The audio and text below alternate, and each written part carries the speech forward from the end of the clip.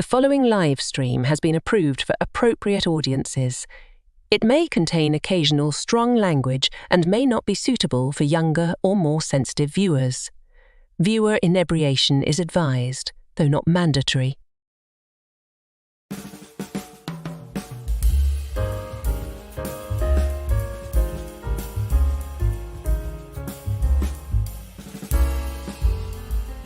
Good evening, happy Friday, and welcome to another Last Call where we celebrate the weekend and forget about a brutal, brutal week. Tonight we celebrate a show we suggested to you last season because we strive to provide you with an alternative to the terrible, preachy propaganda being peddled as entertainment today. Unfortunately, like so many other good shows, Outer Range was snuffed upon. We will talk about the last 2 episodes and project where we think the show would have gone in a 3rd season. So get comfortable. Top off your glasses and tell me what you're sipping on in the chat, and we'll get this Canarble Wagon rolling right now.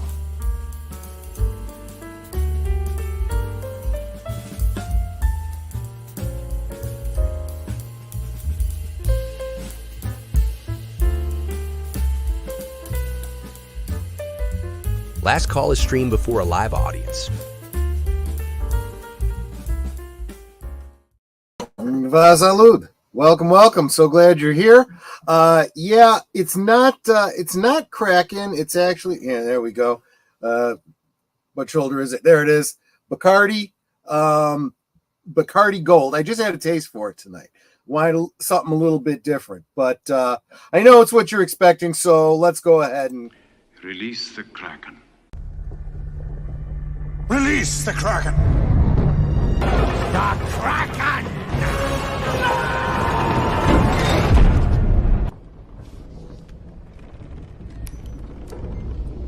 Why is the rum always gone?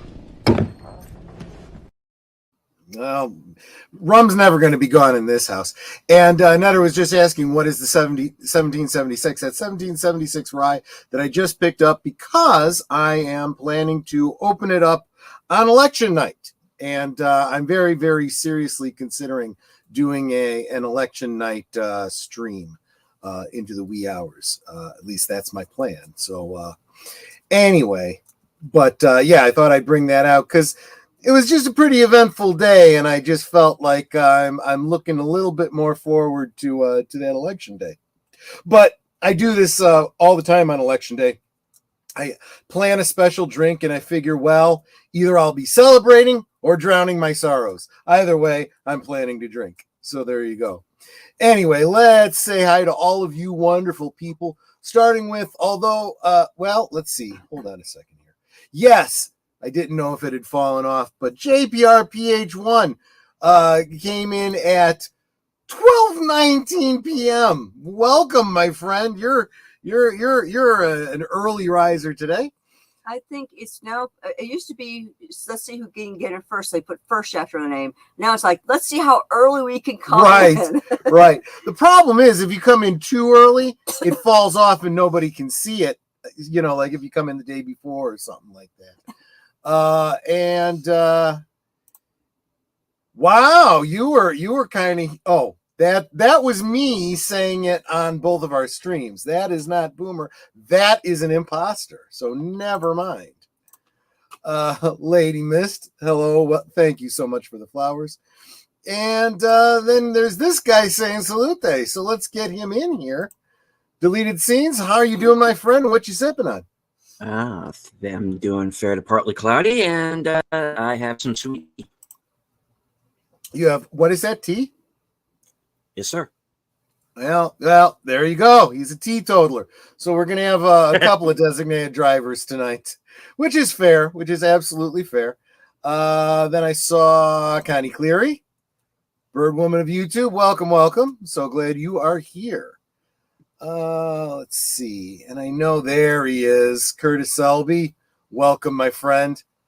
Hope you are doing well. And then there's the beautiful, lovely Netter of Netters Network. Hello, love of my life. Hello, sweetie. My dear, my love. How are you doing and what are you sipping on? Hello, my sweetie. Hello, my darling. Hello, my ragtime gal. Send me a kiss by wire, baby. My heart's on fire. What you sipping on? I have a La Croix Beach Flum sparkling water. There you go. There you go. So yeah, I'm surrounded by. I'm going to be the only one drinking tonight. So, but that's par for the course. That's the way it goes. Well, I don't know. I might succumb to having a beer later, but right now that's what I got. This I was waiting for this comment because I saw it earlier. It literally made me laugh out loud. FKHC 2005 comes in and says, "Booger." Now let's review a show with TNA. Welcome, Tim. Thank you so much for being here. Thank you so much for making me laugh. Maybe if it was real, the TNA team. I like that. I like that very, very much. JBRPH1. Welcome, John. Good to see you, my friend. Let's see. Okay, wait a minute. Is there more than one? Oh, I see. JPRPH1 said hi on Netter's Network, and then he came over here to say good evening to everyone. Yeah, he actually said hello in all four of ours. He's just kind of going around saying hi everywhere. Yeah. Which, of course, we appreciate. You are incredibly encouraging, John. And yes, it's party time, and it's not a party until I bring in my designated driver. Age Boomer, how you doing, my friend? And what are you sipping on? No. First off, someone impersonated me. You came in there. Yes. You pretended to be me. It was an accident. It was an accident. Anyway, because, before I tell you, go ahead. Look, I'll do it again because I still have it set to all. If I'm in stream, okay, so you're in StreamYard too. Look at the bottom. It says all next to where you type because you could do the same thing. Hello, everyone. I am Aged Boomer. What's this nonsense? And or Troy. What's this horse hockey? Okay. I and don't like now this. both of us have said now hi. It comes up as you. Unless it comes up. Let me check my own stream. Hold on. It came up. Wait a minute. It came up on my stream as me. Yep. Yep. On my stream, it comes up as me. On everyone else's, it comes up as Aged Boomer. No, on yours, it comes up as Aged Boomer. I don't know what it comes up on next. On mine, it doesn't. It may not come up at all. Anyway. That's right. Yeah, come up on I can only. Yeah, that's right. Because if Deleted Scenes types in a comment here in StreamYard, it only goes to his stream. There you go. That's how. Do you want to know what I'm sipping on? Yes. I have a pineapple mango lemonade from Wendy's. Okay. I had never heard of that. Is it good? It's good. And I have Wendy staring at me. Her visage is on the cup. I also With have mom on her neck. Yeah, kind of. I also have a fortune cookie from an actual Chinese restaurant, not Panda Express. If you'd like, I could. Yeah, go for it. Let me break off the part that doesn't have that. You like that on your stream? Yes, I do. Crunching into the mic. I actually find myself wanting to hear what the fortune is. Hold on. All right. I'm going to pull it out now. Don't say that's what she said. Okay. Your passion for learning will lead you to endless opportunities for growth. Well, that's a good one. Yeah. And considering, all the classes you do and the librarian stuff like that, there you go. That makes a lot of sense. Plus, I learned a lot just by coming on YouTube, too. Well, like this one.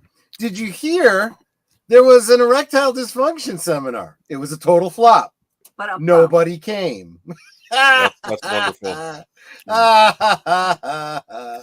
Time to scramble your brains. Absolutely. That's in reference to tonight's stream because my brain is scrambled after watching those last two episodes, but we'll get into it. Big Al of Big Al Presents, whom we will be hanging out with tomorrow night, same time, over on his channel, as we do a rewatch of Time After Time. Hello, my friends. Enjoy that final ride on the range. Yeah, exactly. Yeah. Why do all the good shows have to leave us? Welcome, Nate. I work in the adult beverage business, and the day after Election Day is pretty busy for us. Half of our customers are either celebrating or commiserating. Yeah, see, I plan ahead. I know that I'll be doing one or the other. Absolutely. Yeah, check, please. Yes, don't forget to tip your waiters. But if you do, make sure you help them back up again. Let's see. And hello, Star everyone. Doctor and the Hughes. Exactly. We have a waiter, Dune. Dude, The waiter is Dune. This is the real Troy Pacelli and Agent Boomer wrapped into one. Yes, it's Agent Pacelli. It's like Tuvix. Troy Boomer.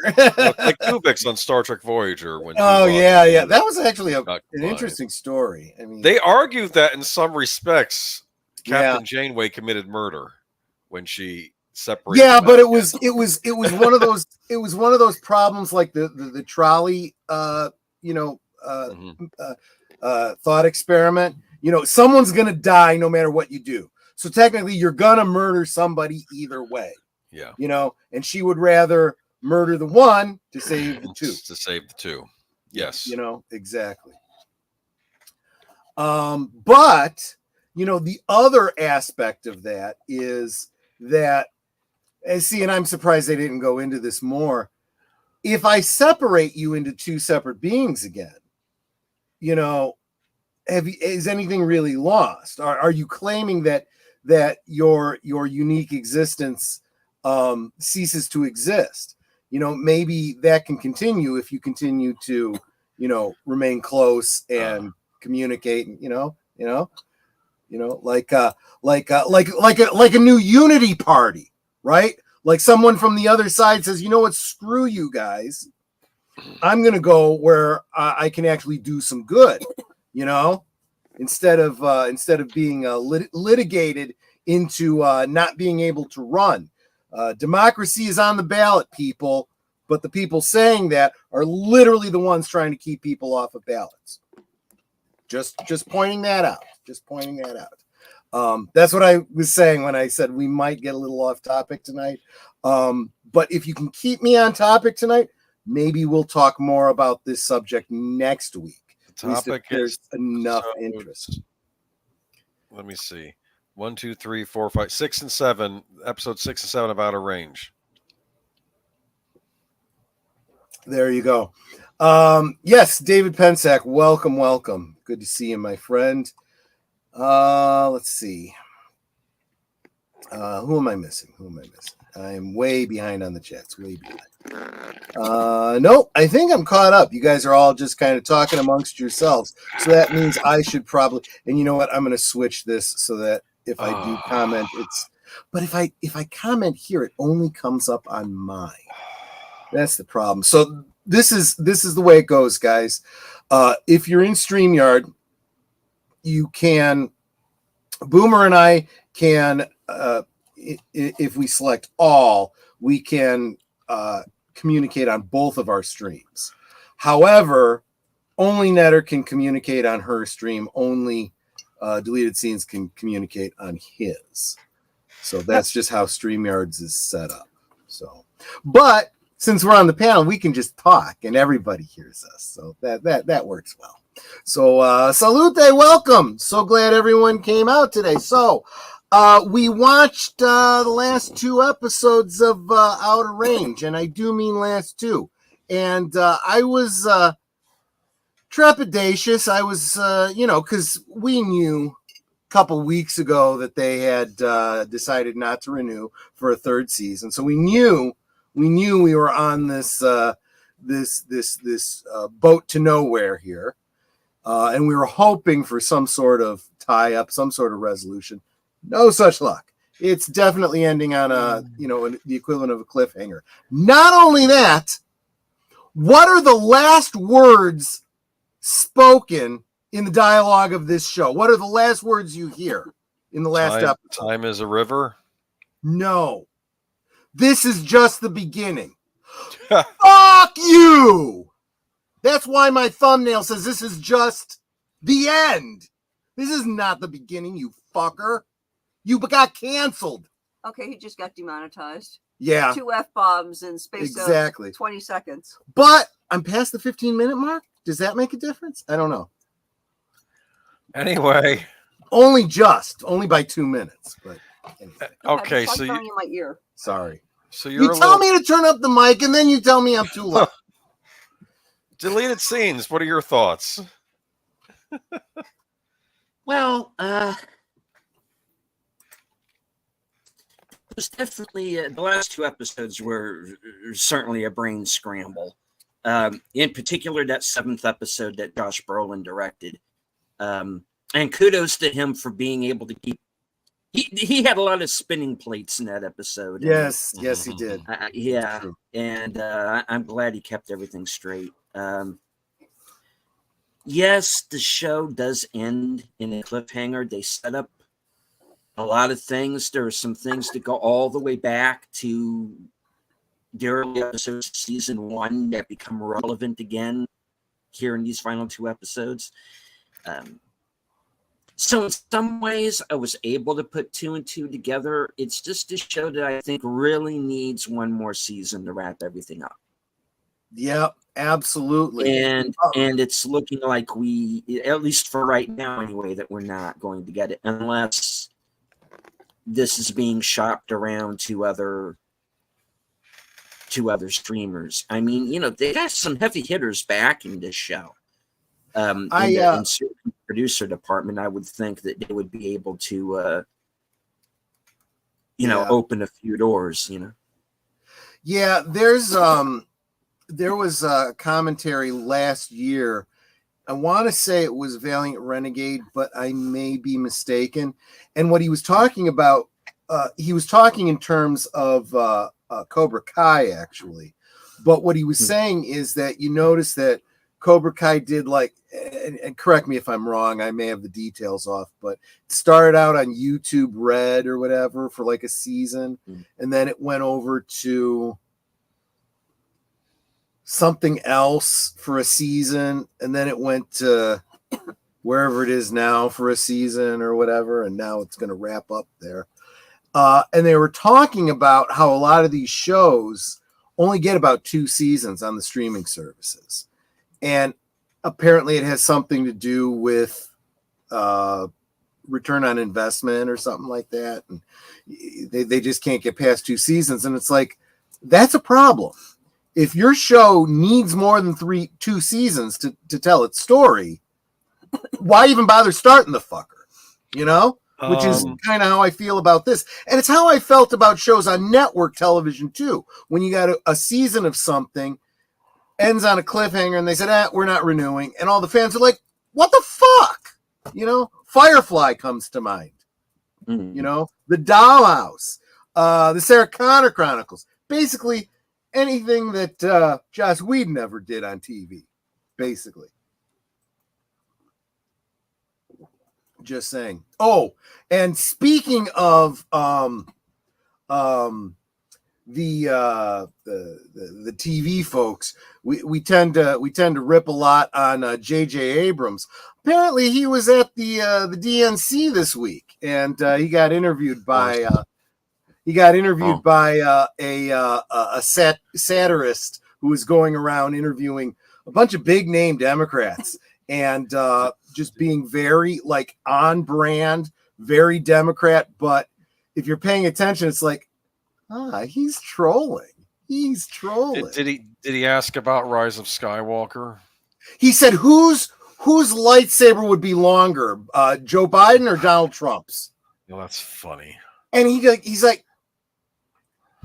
says nothing. He's like, are you serious? And he looks into the camera like, obviously not. Whoa, wait, real quick. I want to say hi to, I haven't seen in so long, Six. Welcome, Six. So glad to see you. I'm guessing over on Netter's channel because you guys are friends and stuff. She doesn't really like me. She just happens to stop by because Netter's on my channel. But that's okay. That's okay. Anything that brings Six around is always good with me. So welcome. And I'm sorry, I did miss a comment here. Netter's Troy Boomer, deleted scenes. Take this with a grain of salt. I've heard a rumor. Oh, here we go. That Netflix might be eyeballing Outer Range, but I've only heard that from one source. Can you cite the source? We won't hold you or the source to anything. We just love to know. Yeah, let's should do because he Yeah, never right. reveals the sources. I could see them.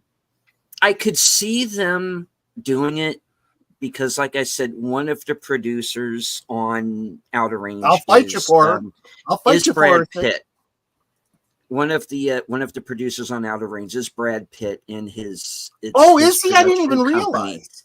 That shows how close I pay attention to the credits. He has done things with Netflix before, so it wouldn't surprise me that if they are shopping the show around to other streamers, that he wouldn't go to Netflix.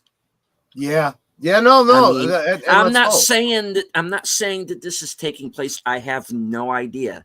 I'm just extrapolating based on he's done work with Netflix before that have been exclusive to that streamer.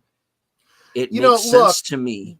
We tend to, in general, we tend to eschew any kind of rumors, but we do listen to reasoned logic, and sometimes that pays off. Like a prediction that a third party might be dropping out of the election and supporting one of the other candidates, and then it comes true 3 days later. I mean, these kinds of things. Funny how that worked. Yeah, exactly. But again, the logic was very, very sound. And then sure enough, there was a little tiny twist that made it a little bit more interesting. I think unless there's like an outcry in the chat, no politics on this channel, I think I might talk about that next week. I think that is the topic I'd like to talk about. But what's reason or logic? Never heard of it. Yeah, exactly. Well, that's awesome because you're more Klingon than Vulcan, and I respect that. I respect that in a big way. Well, no one expects the Klingon Inquisition. Exactly, and it hits hard. It hits hard. Inquisition. Speaking of, okay, so I know I'm getting off topic, but I did promise Nate. See, I'm not drunk enough that I didn't remember that you had to remind me, Nate. So I did remember. I was going to tell a story. He shared a meme. He's been sharing memes. Actually, he's been sharing memes with me for a long time over on Instagram, but I almost never pay attention to Instagram. So I'll go on like 3 months later, and there's like one a day for 3 months, and I'm getting caught up on the memes. But he started sharing with me on the X, and Star Trek fans might know that Susie Plaxton, and an actress who played multiple roles in Star Trek, played the Vulcan Dr. Solar, Next Generation, but she also played the Klingon Kalar, who was Worf's, let's call her common law wife. They had a kid together, right? Oh, yeah. Speaking of the Feklar, you see his drool. Welcome, Mark Malikoff came in just at the right time. He says, "This is the water, and this is the well. Drink full and descend. Feklar awaits. The targ is the white of the eyes, and the dishonor within." You're it's good. Still in my head, man. Good, right? Right. Don't like that guy. He Klingonified it. So anyway, the freakish thing I ever saw on Twin Peaks is that dude. I'm sorry. And things are going to get a lot weirder. Too. Oh yeah, there's a bar scene coming up. I don't want to say anything more. Right, you know what I'm talking about. Yeah, and then the ending is very weird too. Oh, which there ending? Which ending? Yes, there's two endings. Right. I'm just okay. All right. I meant the earlier one. Okay, right. Which is right. I mean, it's like the fuck is this all about? We'll talk about it when we get there. There was a video I saw about Twin Peaks: The Return. Well, Twin Peaks in general, but it focused on The Return. And I was getting ready to share it in the group, and then there was just one thing towards the end of it. I was like, that would be a bad spoiler. I can't share it with deleted scenes. So I'm going to have to hold off on that. It was all a dream. Oh, sorry. I shouldn't say anything. Right. Well, I think at this point, we've all confirmed that really is the case. But anyway, let me get back to what I was, to my other tangent. So Nate sends me this meme of Susie Plaxton as Dr. Solar, a picture of her as Dr. Solar, picture of her as Kalar. She said, and it says, what was it? A Vulcan in the streets, a Klingon in the sheets, which in and of itself was funny. And I said, Nate, remind me when we're on stream. I've got a story about Michael Dorn and Susie Plaxton. He goes, okay, I'll remind you. Well, I'm sure you were going to remind me, but I remembered. So I'm going to go ahead and tell the story. So Netter and I were at, I'm gonna give you two for the price of one. So, and I know I've shared both of these stories on previous streams, but we got new people here who might not have heard it. Two for the price of one. So, and I know I've shared both.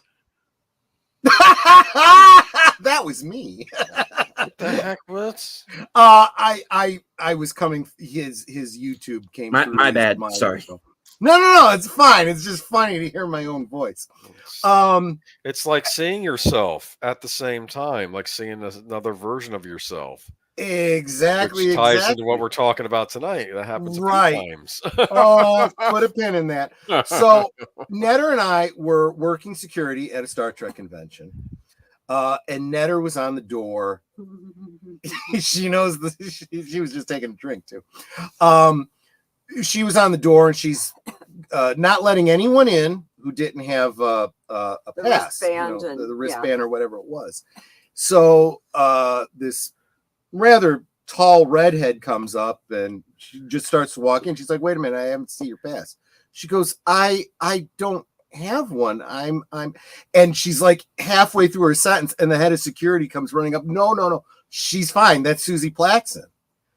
And Netter looks. She goes, "Oh, I'm sorry. I didn't recognize you out of makeup. Go ahead."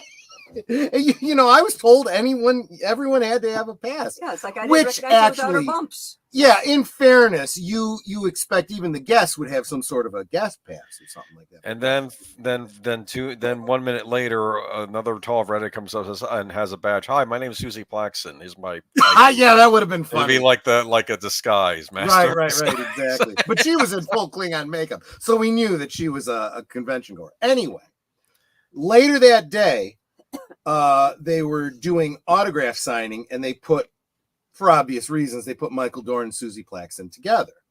And Netter and I are again still on security, and someone comes up with so back up. You guys know how these conventions work, right? In the dealer's room, they're selling licensed stuff, unlicensed stuff. They're selling all kinds of stuff. Well, what was selling really big was this 11 by 17 like mini poster prints of a fan art collage that someone had done of mostly Worf character moments. Like, so it was like Worf in the center with, different scenes around the edge, but like the secondary picture was this very romantic, kind of like Harlequin romance cover type thing of Worf. We'll assume nude, but we only see him down to the waist, like shirtless, and he's got his arm like up and draped over Kalar, and he's got his arms over her breasticles. So like there's nothing inappropriate showing, but it's very clear that, and he puts to sign, and he goes to sign, and he looks and he sees this, and he's like, "Susie, do you remember this scene? Because I think I would remember it." She looks and she starts laughing. She goes, Nope, I don't remember that. But she says, "But we have a kid together, so it must have happened at some point, right?" So there you go, Nate. That was the story that I promised to tell you about. What is the Klingon word for baby mama? I suppose that it would be Parmakai, I suppose would be as appropriate. I mean, without digging into it and getting literally into. I'm your Parmakai. Exactly. But I'm not your baby mama. We tried. I mean, it wasn't for lack of trying. I right? thought Parmakai was like just means lover. Beloved. Lover, yeah. Exactly. And it's assumed. See, they went into all of this with Worf and Kalar. Once they shacked up, let's say, under old tradition, they were automatically married, so they were supposed to say vows. And Worf wanted to do that, and Kayla was like, "No, I'm not following that tradition. I just wanted to, have a..." Well, but then she ends up having a kid with him and doesn't tell him about it, and there's a whole thing. Well, that's a Star Trek stream. Let's get back to that. Remember on Angel when Cordelia had to come shock with the Grusalug? Remember that? Oh yeah. And then this horrible thing comes out. For a demon, that Gru was kind of a Chad. No, but first this horrible monster comes out, right? And you think that's the Grusalug for that. When I went to rehearsal for Klingon Christmas Carol as weapon master, the prop maker, the actors would not let me in the space. The producer had to show them a photo of me in full makeup. Yeah, that happened to Netter too. She didn't have her badge to get into the convention, one convention, and she was like, "I gotta unpack in order to find it." And then she looks at the program, the current program, and it had a picture of us from the previous year, and she says, "See that Klingon there? It didn't even have you in it. It just had me. Just had her." And I was like, "Will this do?" And I showed That's me. Yeah. And I said this. She goes, "Oh my gosh, you're that Klingon! Oh yeah. Here's your stuff. Here's your da da da." I'm like, she knew then. Apparently, I had fans. Yes. That's good. Yes. Yes, Worf knocked her up. That's exactly right. Did they sell Romulan ale there? I'll tell you what, Romulan ale is a wonderful ongoing joke. And I'm telling you, the next time that we do, and it may not be until December, I am planning a Klingon stream. We will do a watch party of the Klingon Christmas Carol and the PG edited version of the adult parody. And we'll do that sometime in December. And I believe that is the night I am planning to have my Romulan ale taste test. Yeah. The Klingon word for mother is shosh. Yes, that is correct. But that implies, is there a different implication if it's in quotes baby mama? Like not married, but you have a kid together, which I suppose would be the case for Kayla, right? I don't think there is. They've got words for every different human religion. They've got words for all different kinds of mathematical things. That just happened this year, by the way. But anyway, totally off topic, and I told you that would happen tonight.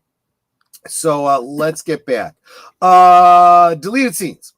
Would you like to do the honors of summing up those 2 episodes that we watched this week? Why? Okay.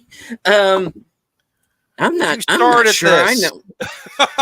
Sorry. Yes, exactly. And now I'm kind of regretting it now. And see, how many shows have I said, people saying, "Oh, have you seen this? Have you seen that? We're only a season into it. Let me see if this lasts so that I don't get stung like this." But I didn't do that with this one because you said, "Hey, this is a great show. I'd like to do a stream on this. Why don't you watch it?" And okay, fine. And now I'm hooked and I get screwed. Thank you very much. Deleted scenes. Yeah. I don't even know where to start. Okay, well, we had the reveal at the end of the previous episode that Autumn and Amy are in fact the same person. Yes. So what is beginning to happen now is there's this kind of,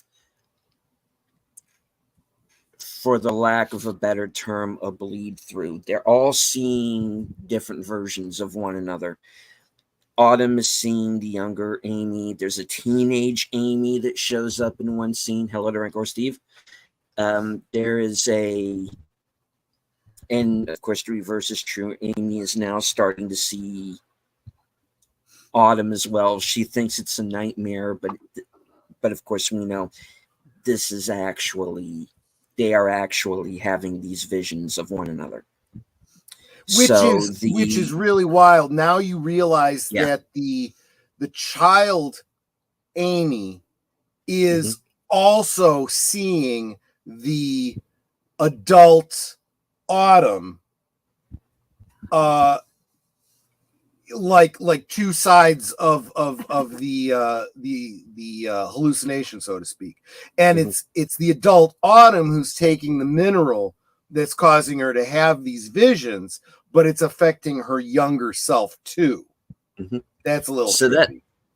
So that's kind of takes into question how much of Autumn's insanity is the fact that she's going mad, and just exactly how long has she been going crazy? We don't really know. Right, because now that we have established for certain that Amy is the younger Autumn, we know that just take all this weirdness out of it. She's had a messed up childhood, and we don't know all of what happened in between. So she could be, knuck and futz just normally. Yeah. Right? I mean, we have some clues because we know the timeline. We know that Autumn cannot remember the first 9 years of her life. We know, which I would almost guess is partly related to this timey-wiminess. As soon as she starts communicating with her younger self, she can't see past that from a certain point of view. Although she does end up gaining some of that back as she takes this weird mineral, which in a way is like a drug, which also kind of makes her nuts. So there's that element of it too. Okay, I had a question for this. Okay. She stops at the bank. She gets her bank balance. Then she goes, no, and runs out. Why? Yeah, we feel like we missed something. Like I think her money's gone. Does she know why? Well, we know, and this is according to her, that she has family that she has been getting money from. Now, here's the thing. The parents that found her and adopted her? I am assuming that the two people at the end that find Amy are the ones who raised her, and that is who she's been talking about this whole time. Right. Because obviously being Amy, she doesn't, Autumn, and I don't know whose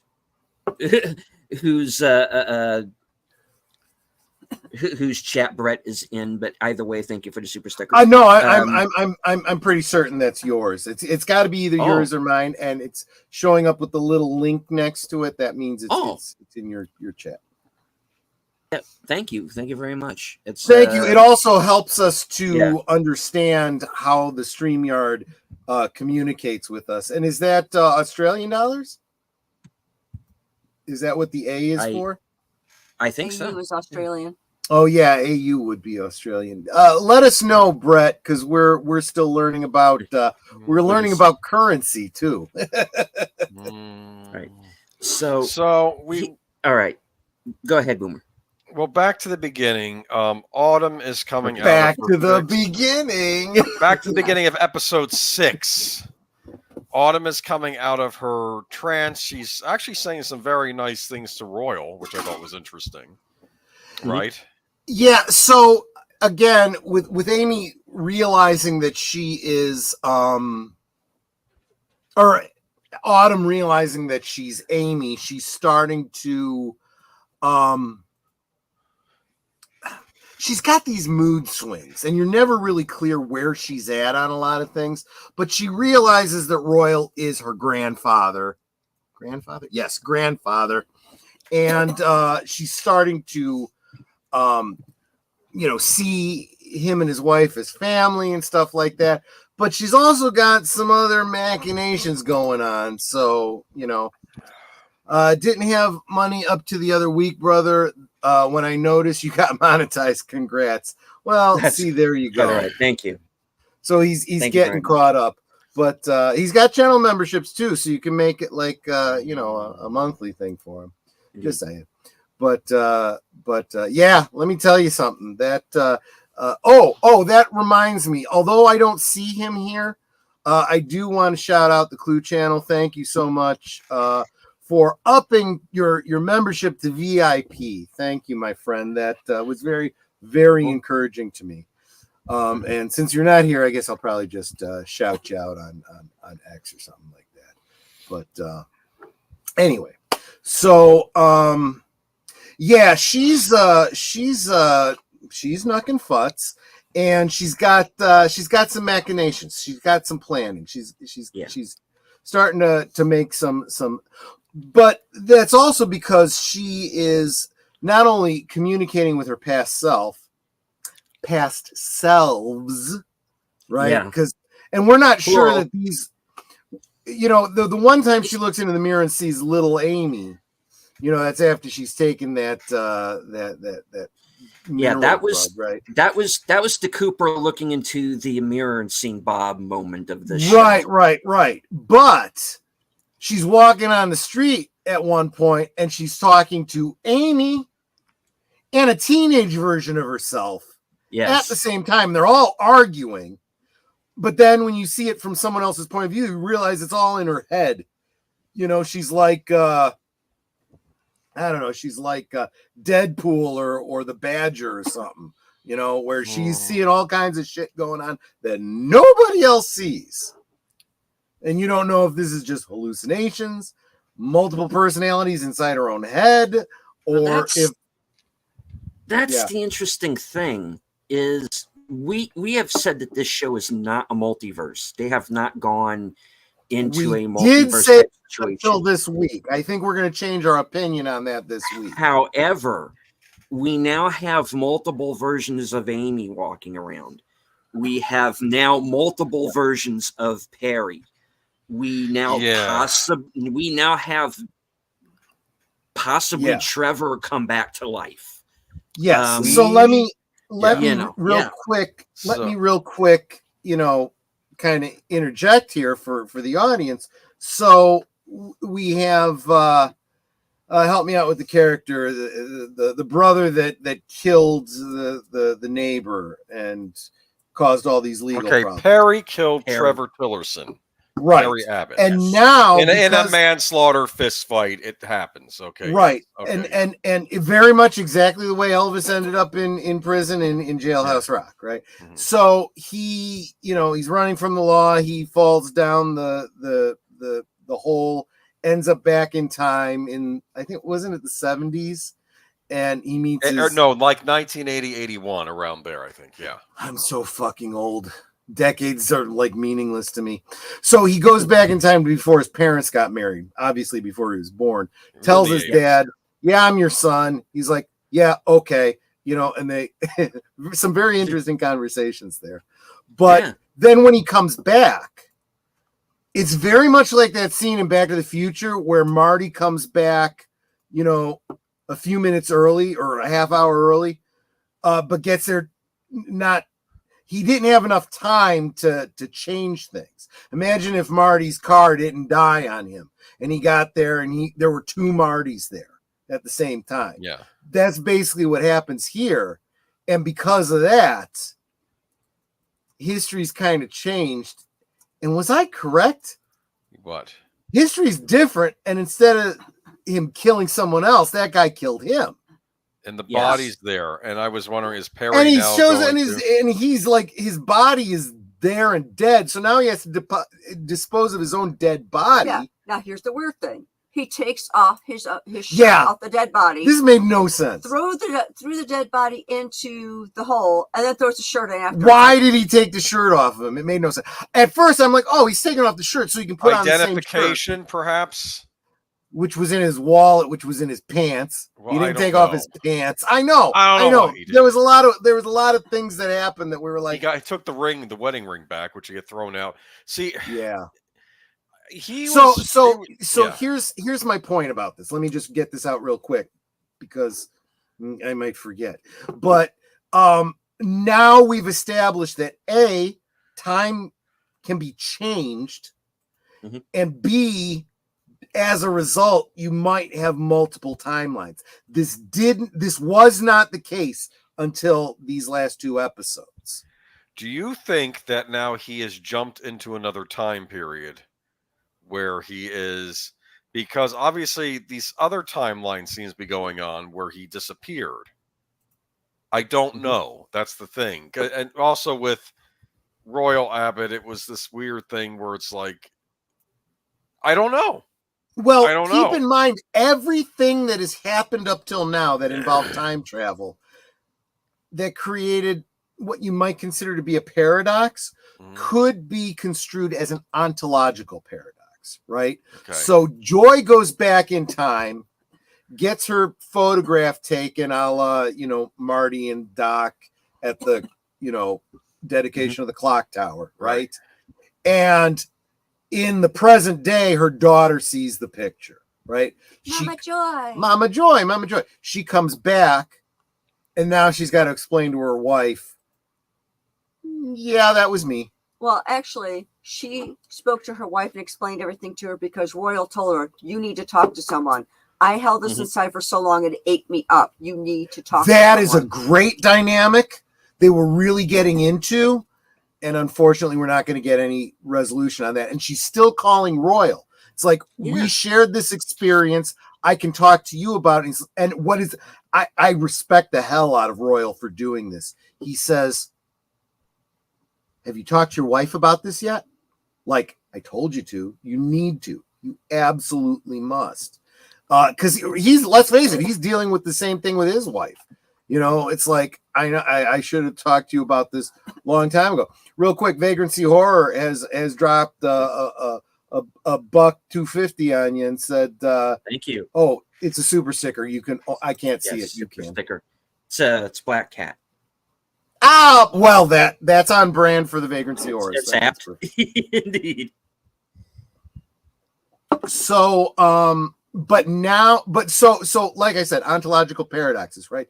As far as Royal goes, he's only moved forward in time. So he's jumped over time, and whatever didn't happen in his past didn't happen, and so nothing is, in quotes, changed.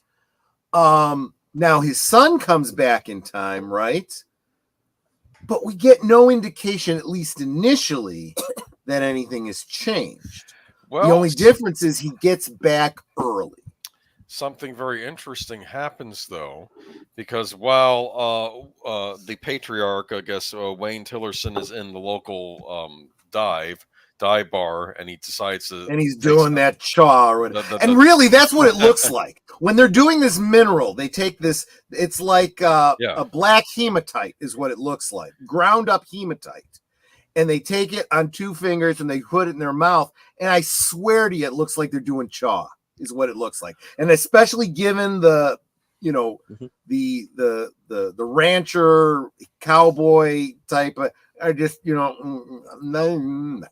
of thing going. But he knows that Perry now is messing around with the time stream because he was able to see something through his younger self's eyes, kind of the same way Autumn did with. So think about this. If this keeps it as though it's still linear time, right? Yes. Think the butterfly effect, right? Right. Changes history. And then suddenly he gets all these memories of the altered history, right? That kind of seems like what kind of happened to him. Real quick, I want to bring up, thank you so much, Curtis. Very, very encouraging. You don't have to do this. You are a monthly member. I super, super appreciate you renewing your membership. But he sends a super sticker of, keep it up. Yep. I'm keeping it up, my friend. You guys encourage me to keep doing what I do. So I super, super appreciate it. Off topic, I think I remember correctly, there is a Sweet Baby Ray's restaurant in your area. I did not know that Sweet Baby Ray had restaurants. Interesting. I'll have to look into that because Sweet Baby Ray is the one that does the barbecue sauce that I mixed with melted butter and chopped garlic and made Ambrosia, I think it was. Oh. And again, Curtis, this one is for you, deleted scenes. Thank you. Thank you Curtis. so much. Keep up the good work. Barbecue sauce of choice of Mark Zuckerberg. Is that right? Is that what Zuckerberg has said? Have you ever seen his famous video? I'll send you a parody video where someone animated and he's talking about the sweet baby rays. It became like a thing on the internet. I'm not one for sweet barbecue sauces, but Sweet Baby Ray's is actually pretty good. It is pretty good. I'm not big on sauces at all. I'm more of a rub guy than a sauce guy. I don't like like Texas dry rub, that sort of thing. Yes. Yeah. Rub me dry, Netter. Anyway, that just sounds painful. Well, it's Klingon, you know. So now we do have time being altered. So we also have. Okay, guys, correct me if you interpret this differently than I do. I may have misinterpreted this, but I think we're looking at different alternate futures now, right? So we had, was it Royal who went into the future last season? Yes. And then came back, and he saw a future where the land had been taken over, and he'd been missing for however long and stuff, and they'd set up a research facility around this anomaly, I guess I'll call it. Yeah. But now Autumn has also seen a future where she's like some kind of a cult leader, and it all revolves around the whole or a prophet or something. I don't know. Well, and when you have access to time travel and visions of the past and the future, you kind of are a prophet, aren't you? I mean, she's got a. Yeah. So anyway, Autumn is damaged goods. I don't trust her. I've never trusted her since I saw her on the first episode. Well, she's a wackadoo. I mean, she like I said, I think this is the third time I'm saying this. She's knucking futs. I mean, say what you want about the pastor who we were kind of chiding the last episode. He actually talked to one of the parishioners who actually put up the bail. Yeah, yeah. Both him and Cece, look, this is one of the things I've always said. You can make mistakes, but it's how you respond to those mistakes that tell you about your character. And the minister comes back and says, I really wanted to apologize to Autumn. I was harsh with her and she was right about something about me, not having a heart for my parishioner or whatever and so forth. And, I went and talked to her and, she was absolutely right. Cece does the same thing with a couple people, actually, apologizing for Maria, the one who's Maria's the most obvious one. Yeah. But I did like her and Royal showing up at what's his name's trailer because they wanted to find what's his name's wife, and she like just pistol whips him, and he's like, no. It's like Royal's leaning against the pickup. The guy comes out and he goes, "Watch your legs." He goes, "What?" And also whack across wham, and she just beats the living crap out of him and puts the gun to his head, and he's like, she's mad. I don't know what I can do. You might want to tell her what you know. Well, no, she was beating him up with a pipe wrench, and then we're all like, "Nah, she's used to being beat up." And then he put the gun in his that's what it forehead. was. That's what it was. Yeah, they worked well together. It was like this place, and it's right here, and it's this place, and you go down this road. It started out as good cop, bad cop, and it was more like bad cop, worse cop. It's like, if you're not going to tell me what I need to know, I might as well just shoot you now because you're useless to me. I'm just gonna Thanos snap this motherfucker right here. You know what? Yeah. I expect that reference. It reminded me of anytime I see a scene like this, it always makes me think of the Untouchables, where they take the dead body and put it up and puts the gun in the dead body's mouth. All right, not going to talk, eh? Glam! Blows his head off, and the accountant's like, I'll tell you anything you want to know. Why are there two actresses who played Rebecca Abbott? I guess that was the wife that ran off, right? Was there a different actress the first season? They have a similar look, oddly enough. Like one's it more could of a just darker be as tan, simple but as they couldn't get the other actress. but Well, facial features, they look similar. Yeah, they're just And the one's a age- little she bit looks darker. like Elizabeth Olsen. Huh. Mm. I To don't me. know. A little bit, yeah. She kind of does, yeah. Yeah. The one I noticed in this she did, yeah. in these last two episodes, because she's talking to Autumn, right? Mhm. Mother and daughter, and the mother doesn't know that's her daughter. I'm like looking at them going, I could totally see them being related, like mother and her adult child. I mean, it was good casting. Okay, here's the other thing. When Autumn talked to mom, and she's like, "You need to let Chicky Boo come with me." Yes. And then mom's like, "Yeah, Amy, go with Autumn. Right. It's okay. Go get your stuff." Autumn then smeared some of that mineral across mom's mouth.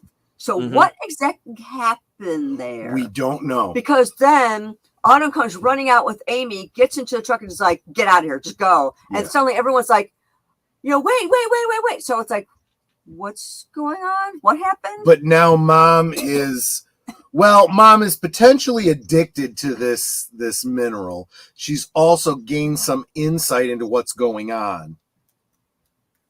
But in theory, she could end up becoming the prophet for this. Oh, wait a minute. That could be it. It could be that she foresaw this was part of the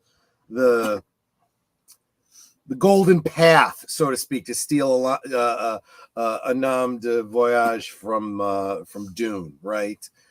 She's seen a future that she's trying to bring about, and maybe she saw this as one of the steps in it. Get her mom addicted to this drug, seeing the future, stuff like that, building up this cult so that she can return later and take over the cult. Just a speculation. Again, I'm just speculating on a future that we may never get to see because we don't have access to this mineral.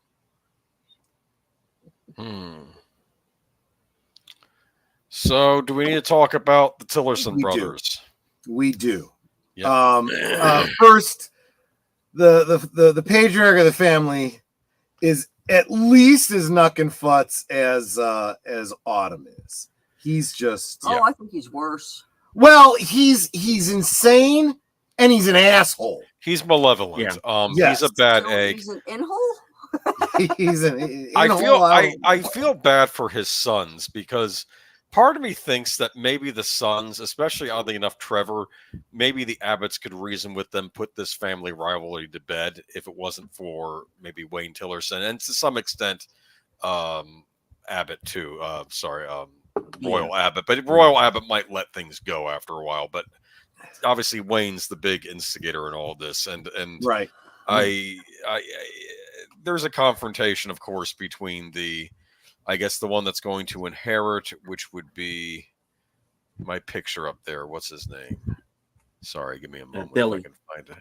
The singing brother, yeah. And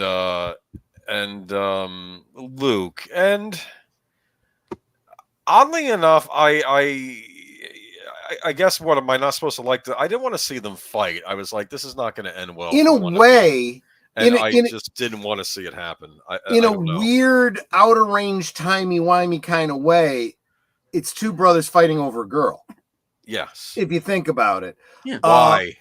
But she's a loose cannon. She's but it's more than that. Yeah, they've both seen possible futures. Yeah. And they, again, they're coming from the same perspective that we were up till that point, that they both thought their future was preordained. It had to happen.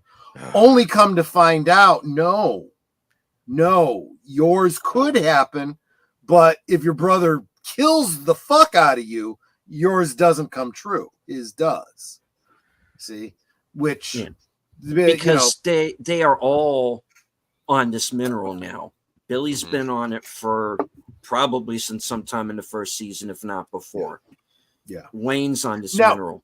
No, Autumn's Billy on it, and and Luke because Autumn gave him some of the mineral, and he's been out of his head ever since. Billy and what's the father's name? Wayne have both used it not just to see visions, but also it's got healing properties. So it's like probably not a bad use for it. If you're going to use it for something, maybe to come out of a coma, maybe to, get out of your sick bed or whatever, and, whatever, but it's still, there's some serious side effects. Serious side effects may include, multiple personality disorder, loss of temporal cohesion, hallucinations, mood swings, insanity. Consult your doctor before taking. Although the one doctor that we do see, she knows something about the land and the mineral and the and she keeps she starts talking to Rhett about all that. Well, she's looking for the weak link in the chain, at least from her perspective, and she wants access. And I think you see her character and what she's trying to do, in the possible future that you see Royal seeing at the end of last season. It's like, okay, I see the connection there, how that could possibly happen.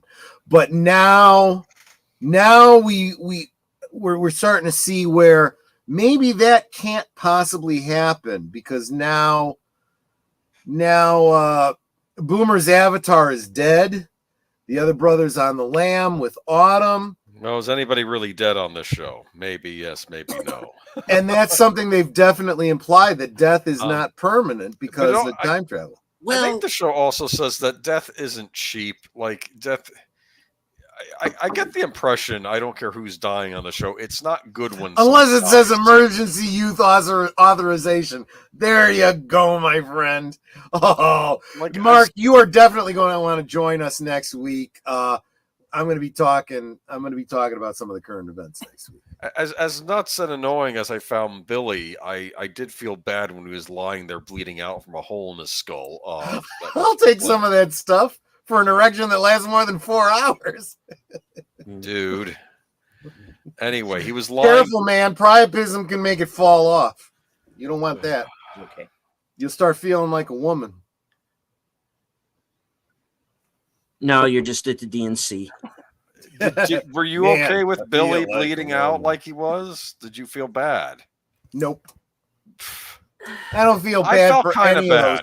I don't feel bad for any of those people in that family. Yeah, but here's the deal. At some point, the chain of animosity has to be broken. It's not going to be done by Wayne. Wayne's too far gone. If they're all dead, that pretty much takes care of the problem, right? And then but are they though? But they can all. Anybody who's dead can come back. We've kind of established that with the last episode. I'm not saying that the Tillersons and the Abbotts are going to all become best friends and family and all that, but I figured maybe at some point some of the wiser members of both families could say, let's just put this to bed so that our families don't get destroyed. Because let's be honest here, by the end of that season, the Tillersons, unless of course some timey-wimey stuff happens, the Tillerson family is destroyed. And so, like I said, you got the one brother who's gone off with Autumn, and you got the father who literally set fire to his damn house. And he's literally sitting there in the room that's on fire, and there's like, is he just going to self-immolate? And I'm like, I don't know. Well, also with burning down the house, he's also burning the body of his other dead son. That's true. That was part of it. He clearly wanted to cover up the crime scene. Yeah, exactly. But, I don't see why, though, because he doesn't give a damn about his third son. Well, he left a message. He left a very brutal message. Not to mention, though, that it's a mark on the family that he didn't want. So he had to do that. Here's the thing, though. And maybe we're jumping ahead of things, but he chucks himself into the hole at the end, and that's the last we see of Wayne. Yeah. Is it possible that he's I want to see got if it. you think the same thing I do. Here. Is it possible that he's got it in the back of that reptilian fucking brain of his that I'm going to go back in time and I'm going to fix this in some fashion? I don't know. I don't know, but in a way it doesn't matter, and here's why. When you dive in, you have zero control over where you go. You could go into the future, you can go into the past, you can go, who knows where you're going to go. It's like there's some sort of intelligent design, involved in It's like the TARDIS. It doesn't necessarily take you where you want to go, but it'll take you where you need to go. Absolutely right. I mean, the hole opens up at just the right time and disappears at just the right time. Now, see, my thing was, since, was it Perry didn't kill the Tillerson boy? Yep. And if he continues from that point, his family's no longer in trouble. He's no longer under arrest, and they don't have any trouble with the farm. Yeah, exactly. Mm-hmm. We also saw that, and this brings us to, we're going to have to talk about the whole Amy Autumn thing and how that was left. But if you die or come near death, if you die, but something changes in the timeline in the past, you come back to life. Boom. You're okay. So, Delia, did you want to take us through what happened with the whole Amy Autumn thing at the end of the last episode?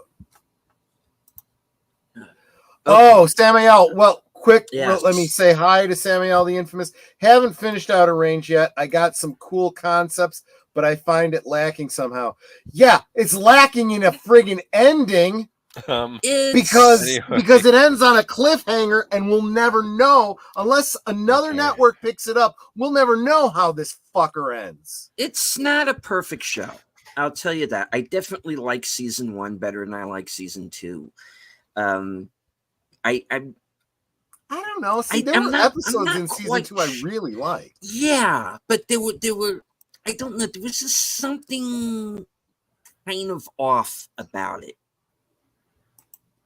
To me, that is one way. Roulette's a good way of putting it. Yeah, that is one way of looking at it. But like I said, the other possibility is some sort of intelligent design. And again, I don't mean like God or aliens are in charge, but the very nature of time. It rhymes, right? So one paradox can lead into another that can correct one that can cause another one. So there could be a very Fibonacci kind of thing going on here. Yeah, but we get a thing where Royal has a vision after he has his attack toward the end, and he's right. So he has the same kind of situation that Autumn does, where he's like dying on the table, and then right. But he has a vision, and he sees everyone, including old and past versions of his. That was more like a dream than a vision, and what are they all saying? And it was very much. I took it as an actual dream, unless it's the intelligence behind the anomaly, trying to give him a message. But yeah, telling him. But I tell you, a cool thing about that scene, if this turns out to be the final episode, it was a really cool way to give everybody one final bow. That's true. That is true. Time is a river, though. What's the significance of that? Yeah. If I'm going to quote the prince from Prince of Persia, the Sands of Time video game, he says, there are some people that say time is a river. I say no, time is an ocean in a storm. That's what he said. But because with him, he's creating all sorts of alternative pathways in that game. Whereas I think the idea of time as a river is there's one set path and you can't change it. Well, you can change it slightly, but it's always going to kind of revert. Unless the river floods, because maybe that's what's happening now with all the people messing around. There is that possibility. What happens if you try to alter the river, right? You can change it a little bit, but it's always going to go back. Because how does a river flow? From highland to lowland, it's always going to go to the path of least resistance. So you try to, redirect it. It's always going to want to go back to functionally the ocean, right? Now, Royal and Royal tells that story to Perry when he's back in the 80s or whatever about the three sons, remember? Mm-hmm. And it was about, I guess the moral was messing with nature, and if you're probably not going to know what you're doing, you're going to get kicked on your ass or something, right? And that's what this thing is. Don't do it. Just leave it alone. Go home. And then he finally kicks him in. Remember, go home. Well, I love that story about shoeing the horse, right? Yeah, shoeing the horse. That was one. I mean, that was just brilliant. Real quick, Samuel says it's like the script looks really good and cool from head on, but if you look at it from the side, it's flat like an old Western facade. Samuel, I'd be curious to see what your thought on that particular perspective is after the last episode. So, because there's a lot of things that happen that fill in some dimension there, I think. But maybe I'm wrong. Maybe that won't change your perspective. Right. And PJ, welcome, my friend. He holds up a fist bump super sticker. Thank you, my friend, so much. You're Osmo. Oh, that sounds nice. Anyway, I guess what I'm trying to say though is Perry comes home after everything changes, gets rid of his own dead body of this alternate Perry, and that'd be weird. And Trevor runs off freaking out, and then he just goes home and he's going to read all what is it? Amy, right? A bedtime story, and Royal kind of has this weird tick in his head, like something's wrong. Something's wrong. Do you think that's what triggered him when he was driving, and that's what messed him up? Maybe. I don't know, because something's wrong. He's like something doesn't seem right, but he doesn't. Here's the other thing: he gets killed, right? Yeah. And then the other version of him shows up, right? Yeah. Takes his place effectively, right? Yeah. So somewhere out there, what's his name is gonna see him and go, "What the hell? Thought I killed you." Well, no, wait a minute, because his history has changed too. So I don't know. I don't friggin' know anymore. And he's on the run anyway, no, wait a minute. The dead one is alive again. I'm sorry, I'm getting the brothers confused. Okay, all right. So episode 1. and honestly, I'm not concerned about any spoilers for you, Samuel, because I'm getting so damn confused, and I watched the show. You're not gonna understand anything we're talking about. No. This is the funny thing, because Samuel, you're not having seen it straight through. Right. I'm now concerned. What should I say? But at the don't same worry time, about it. I don't. Does that matter? it almost friggin' doesn't matter because So here's the one little spoiler, Samuel, that kind of changes everything, but also makes it so that nothing is a real spoiler. Up until the last 2 episodes, we have not seen anything that has changed history or implied there's a multiverse or alternate timelines or anything like that. The last 2 episodes change history. Dead people come back, all kinds of possible different futures and stuff. So everything's up for grabs now, Mm-hmm. So there almost are no spoilers because anything is possible. We have seen, so this brings us back to this point. We have seen multiple futures. We just don't know which one's actually going to happen, or if something else entirely wipes all of them out. I mean, honestly, if I was writing this, I would love for one of these characters to end up falling back in time and then doing something that prevents any of this from happening.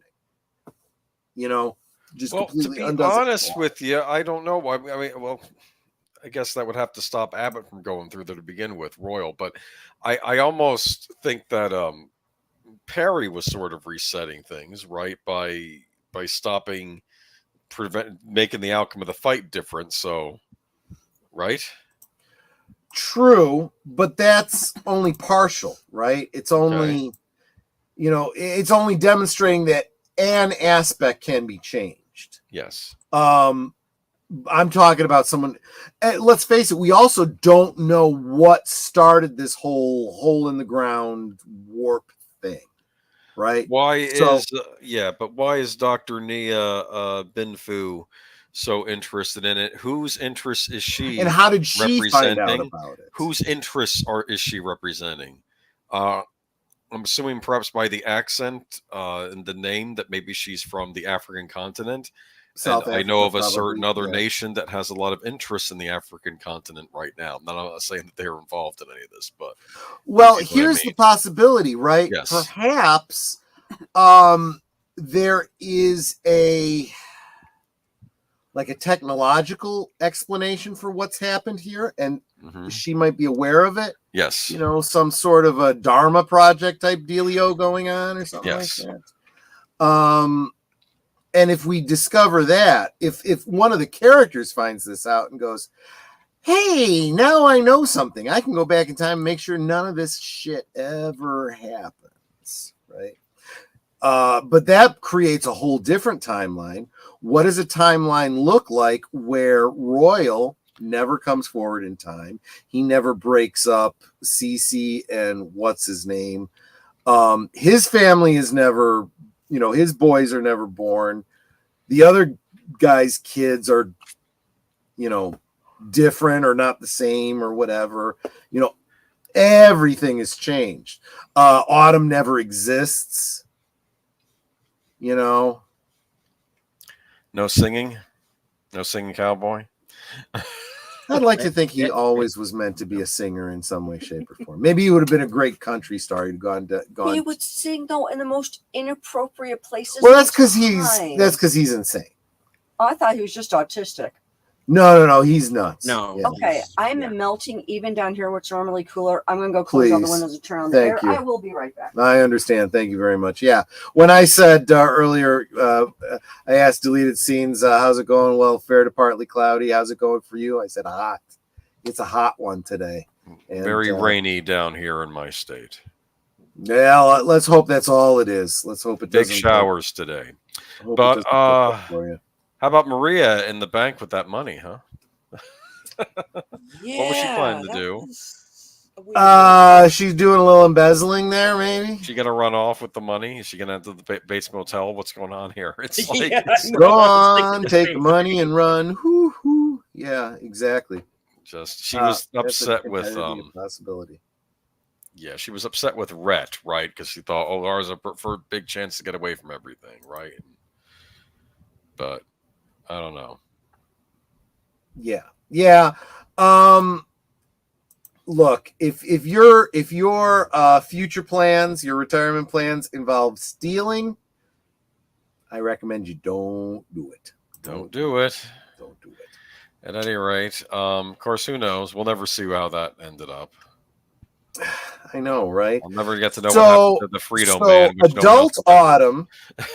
Adult Autumn goes and tracks. Well, she now has memory of what happened to her younger self and her mother and whatnot. So she knows actually before Cece and Royal, pistol whip the guy to find out where Amy is. She goes right there. So she beats them there. And she convinces it's a cult is what it is. It's a cult. And she convinces the cult, I'm family, let me in. Trust me, I'm here to help. I'm not gonna whatever. They'll want to see me, so forth. And she uses knowledge that she would have as Amy to, convince them to let her in. She goes, talks to her mother, and basically using all the information that she knows, blackmails her. Say, I'm going to take Amy back to her grandparents, and you're going to let me. Otherwise, I'm going to tell everyone this, that, and the other, and so on and so forth. And she's like, how do you know all this?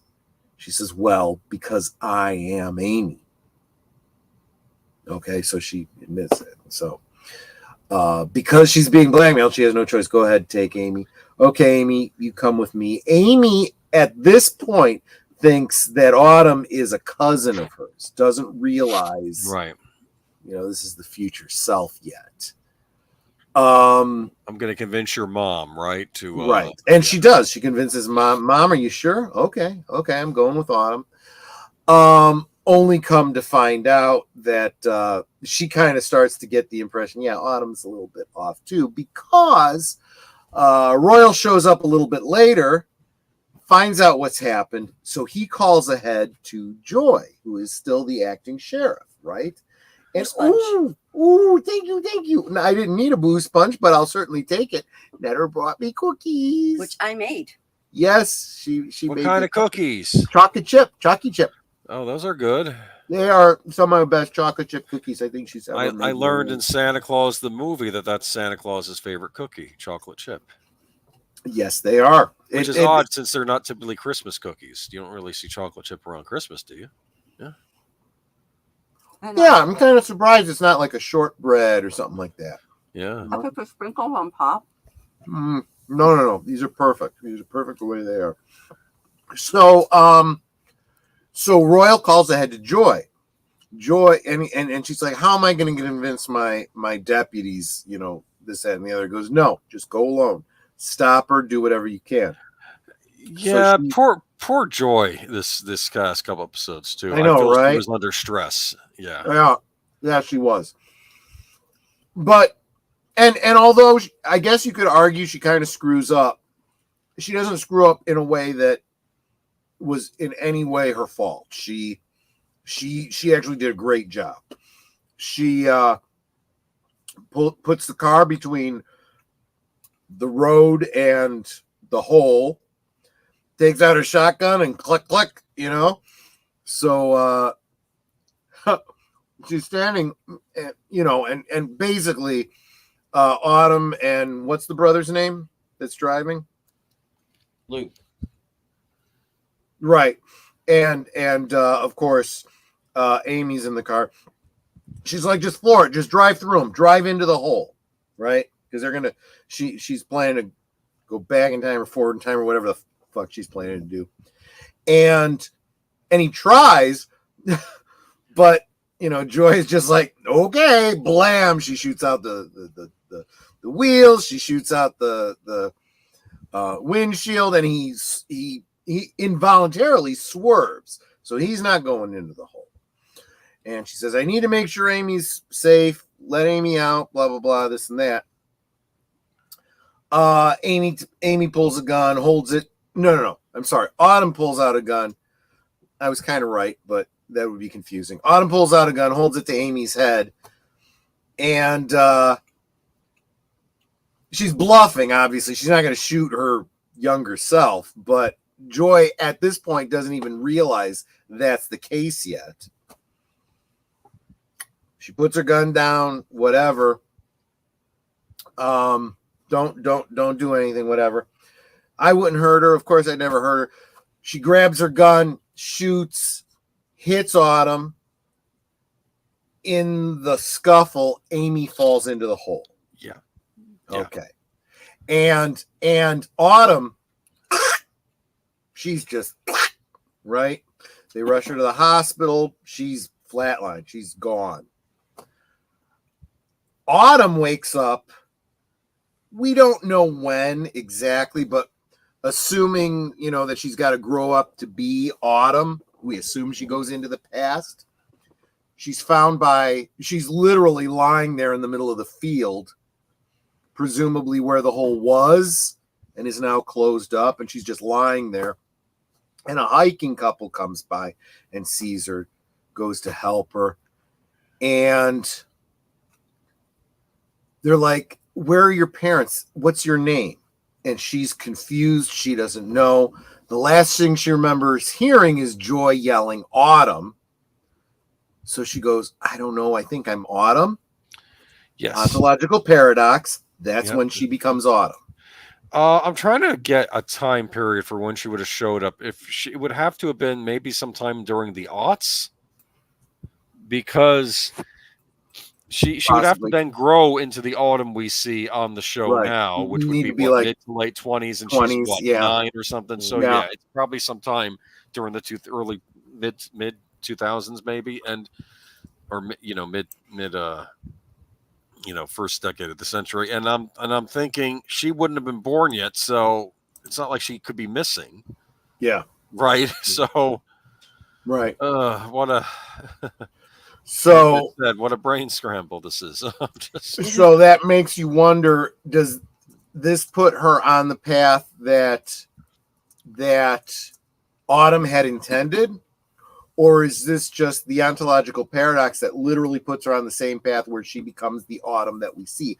Actually, I take that back, because what happens is she wakes up in the past, and when she wakes up in the past, the dead body of Autumn wakes up in the hospital. After they pronounce her dead, she and she sits up, and she's got this look on her face like she's got another insight, right? Like maybe she's learned. She looks smug. Yeah, kind of. So like, she has a god complex. I'm getting the impression from that's her with this. True. It's like I can't be killed. The look on her face was like, I won, mother. Yeah. So that could mean very punchable face at that moment. Yeah. Which could kind of mean that now she's back on the path to whatever future she was planning, but it still has to continue from that point onward. Amy is lost. Amy is now Autumn, and irreversibly so. If Joy had been able to stop her, I guess we assume Autumn would have ceased to exist, and Amy would have gone back with her grandparents. Autumn was talking to her younger selves. They were following her around. Weren't there two different versions of her younger self? I think talking. There was the Amy version, and there was the teenage version. Yes. Somewhere in between. But they were both trying to tell her. They were acting almost like a conscience, right? Telling her that what she was doing was wrong. She had to stop. And she was just telling them to shut up. Kind of like Pinocchio trying to squash Jiminy Cricket. Yeah. Now here is a question I'm not sure any of us could answer. Between the first episode of the series, i.e. Autumn showing up initially to ask to squat on the land, to which I understand the way I just put it sounds weird. She's going to camp out on the pasture. Right. Yes. From that moment to where the hole closes up, swallowing up Amy. Yeah. How much time within that period has passed? Weeks, months, days? What? I'm not sure. Yeah. I have lost all track of. I have to believe it. If it was germane to the narrative, they'd make it clear. It might not matter. But I'm also thinking the way little Amy, ended up in the past to begin with is because of this paradoxical situation. Autumn had to have got her thrown in order for Amy to have been in the past to grow up to be crazy Autumn now. I hate temporal mechanics. But that's the only thing I think that would be still in effect, because since Perry, I think it is, didn't actually kill the Tilson kid, that storyline should continue with everything being okay there, where his parents' farm isn't in jeopardy. They don't owe the Tilsons any money. They don't have to pay bail, none of that. Right. And the future that Royal saw, didn't the Tillersons then own that land? That's been changed. It's been changed twice, actually. There's two outcomes where that doesn't happen. And it also makes me wonder, where did Daddy Tillerson end up? Because he was right. We don't know. That's entity, and then completely outside of the scope of what we know. He jumped into the hole. We know nowhere that he went. Well, I mean, there is one person who can clear all of this up for us. And that is clearly James Cameron. Oh, God. Then I don't want to know. Screw it. I'm kidding. I'm done. I don't care. Hey. And hello, Disney Sheepherder. Welcome, my friend. What'd you think of the judge when Wayne Tillerson went to go talk to the judge? I thought you had this fixed, remember?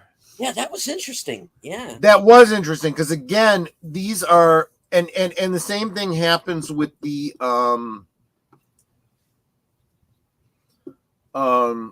girl at the bank and whatnot. You know, basically people are allowed to be human, right? And think things through. And the judge goes, look, you know, this. Well, you got the minister, right, who says, look, Amy was right about my parishioner. She was also right about all that you've done for the church and how we have not helped you the way we should. So we've taken up a collection, you know, It's a Wonderful Life. We're going to pay off your, you know, what you owe, right? It's community, it's, you know, God at work, whatever you want to call it, right? By the same token, then the bank is like, well, you know, it's true, they've been good customers, we've been paid.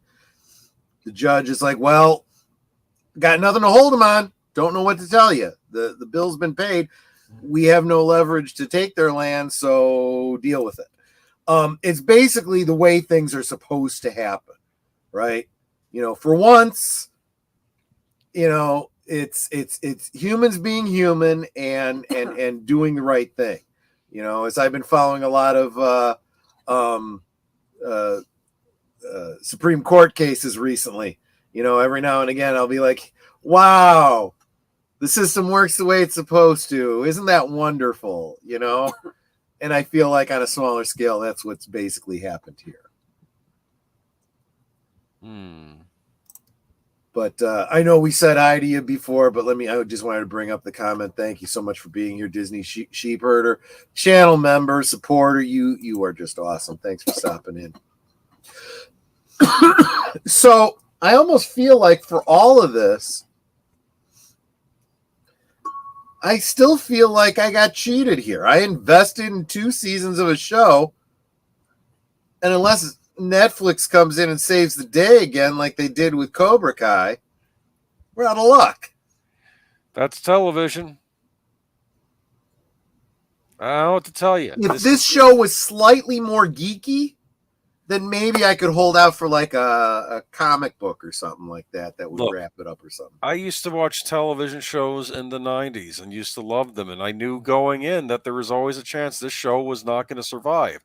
I loved Millennium. It ended after 3 seasons, kind of on a cliffhanger. It had a horrible wrap-up on the X-Files. That really was kind of the problem with these episodic shows that had a continuing arc. Right? Yes.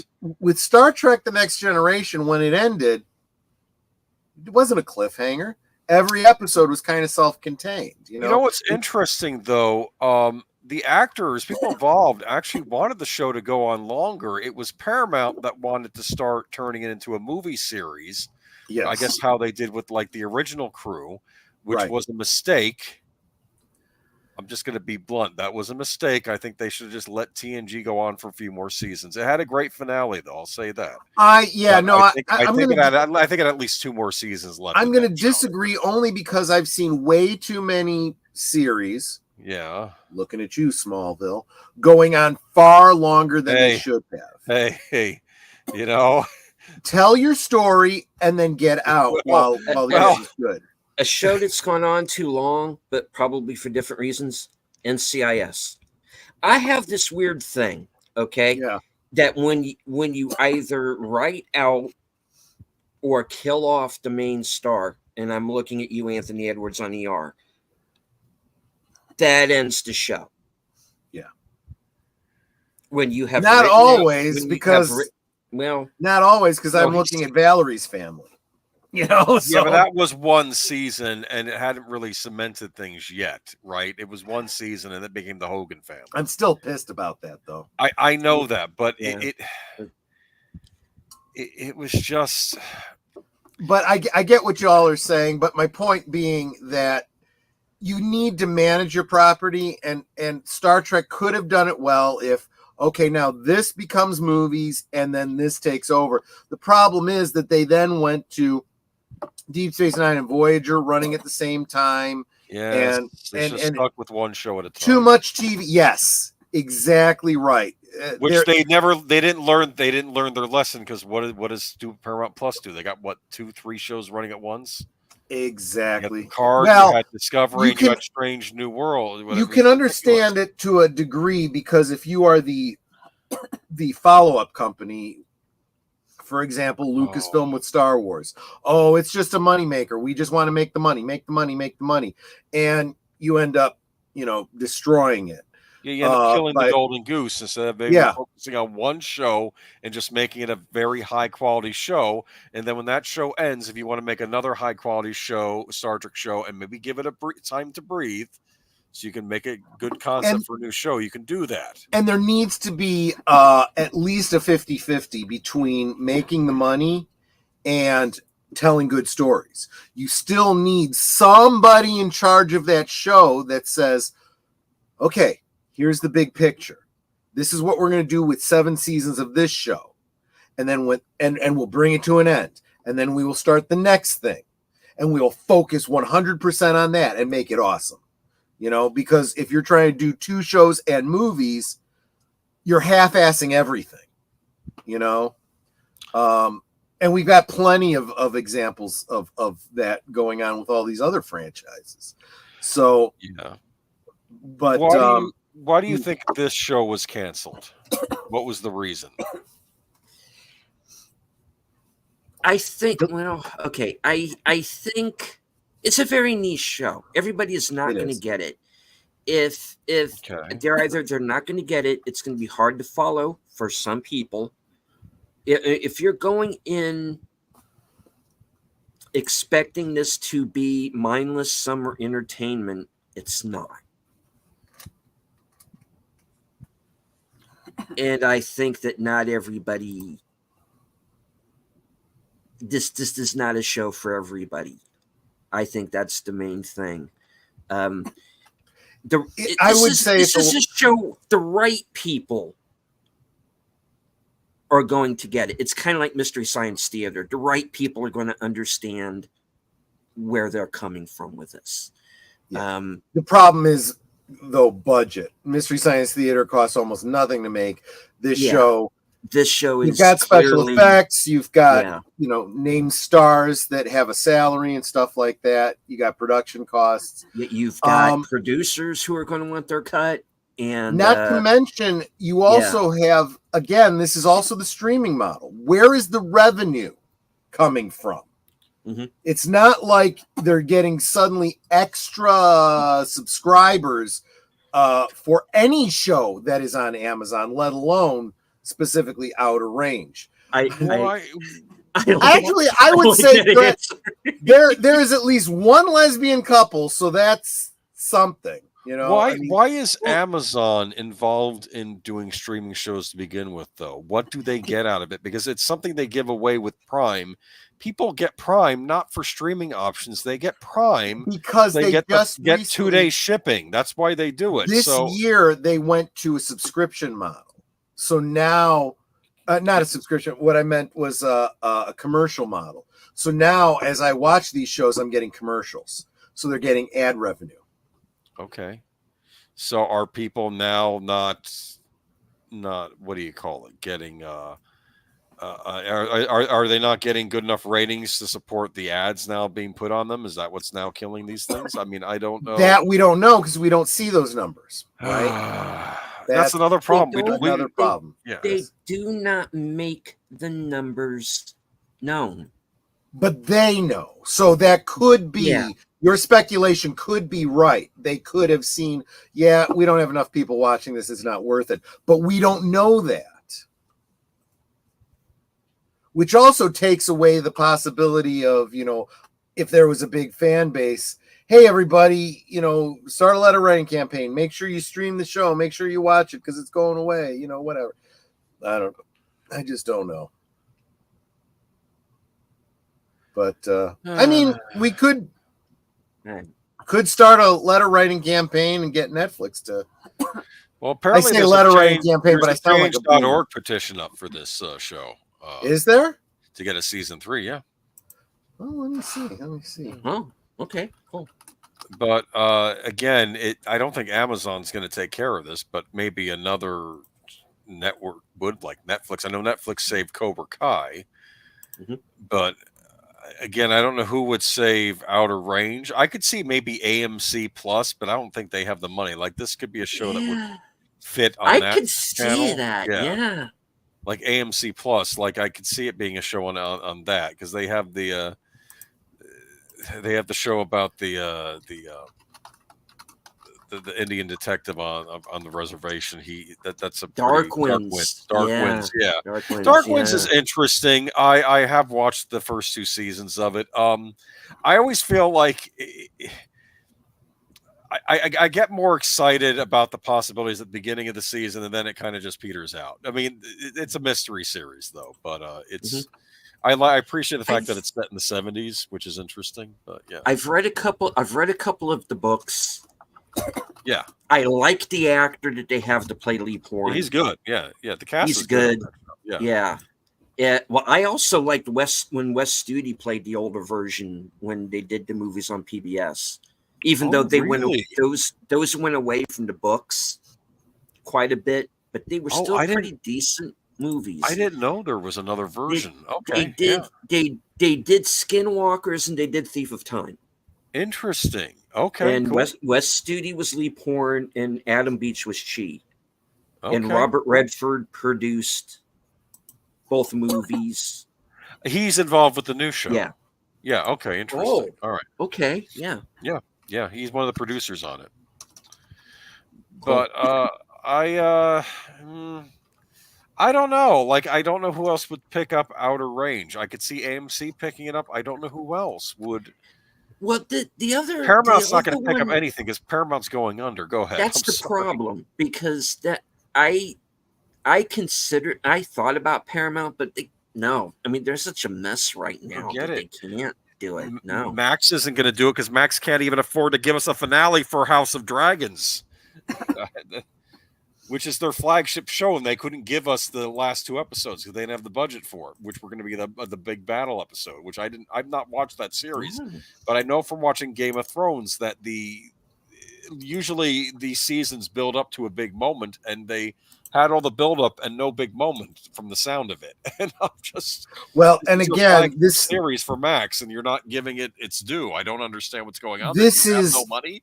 This is again what we've talked about, the revenue model for the streaming services. There is none. Where are they getting their money from?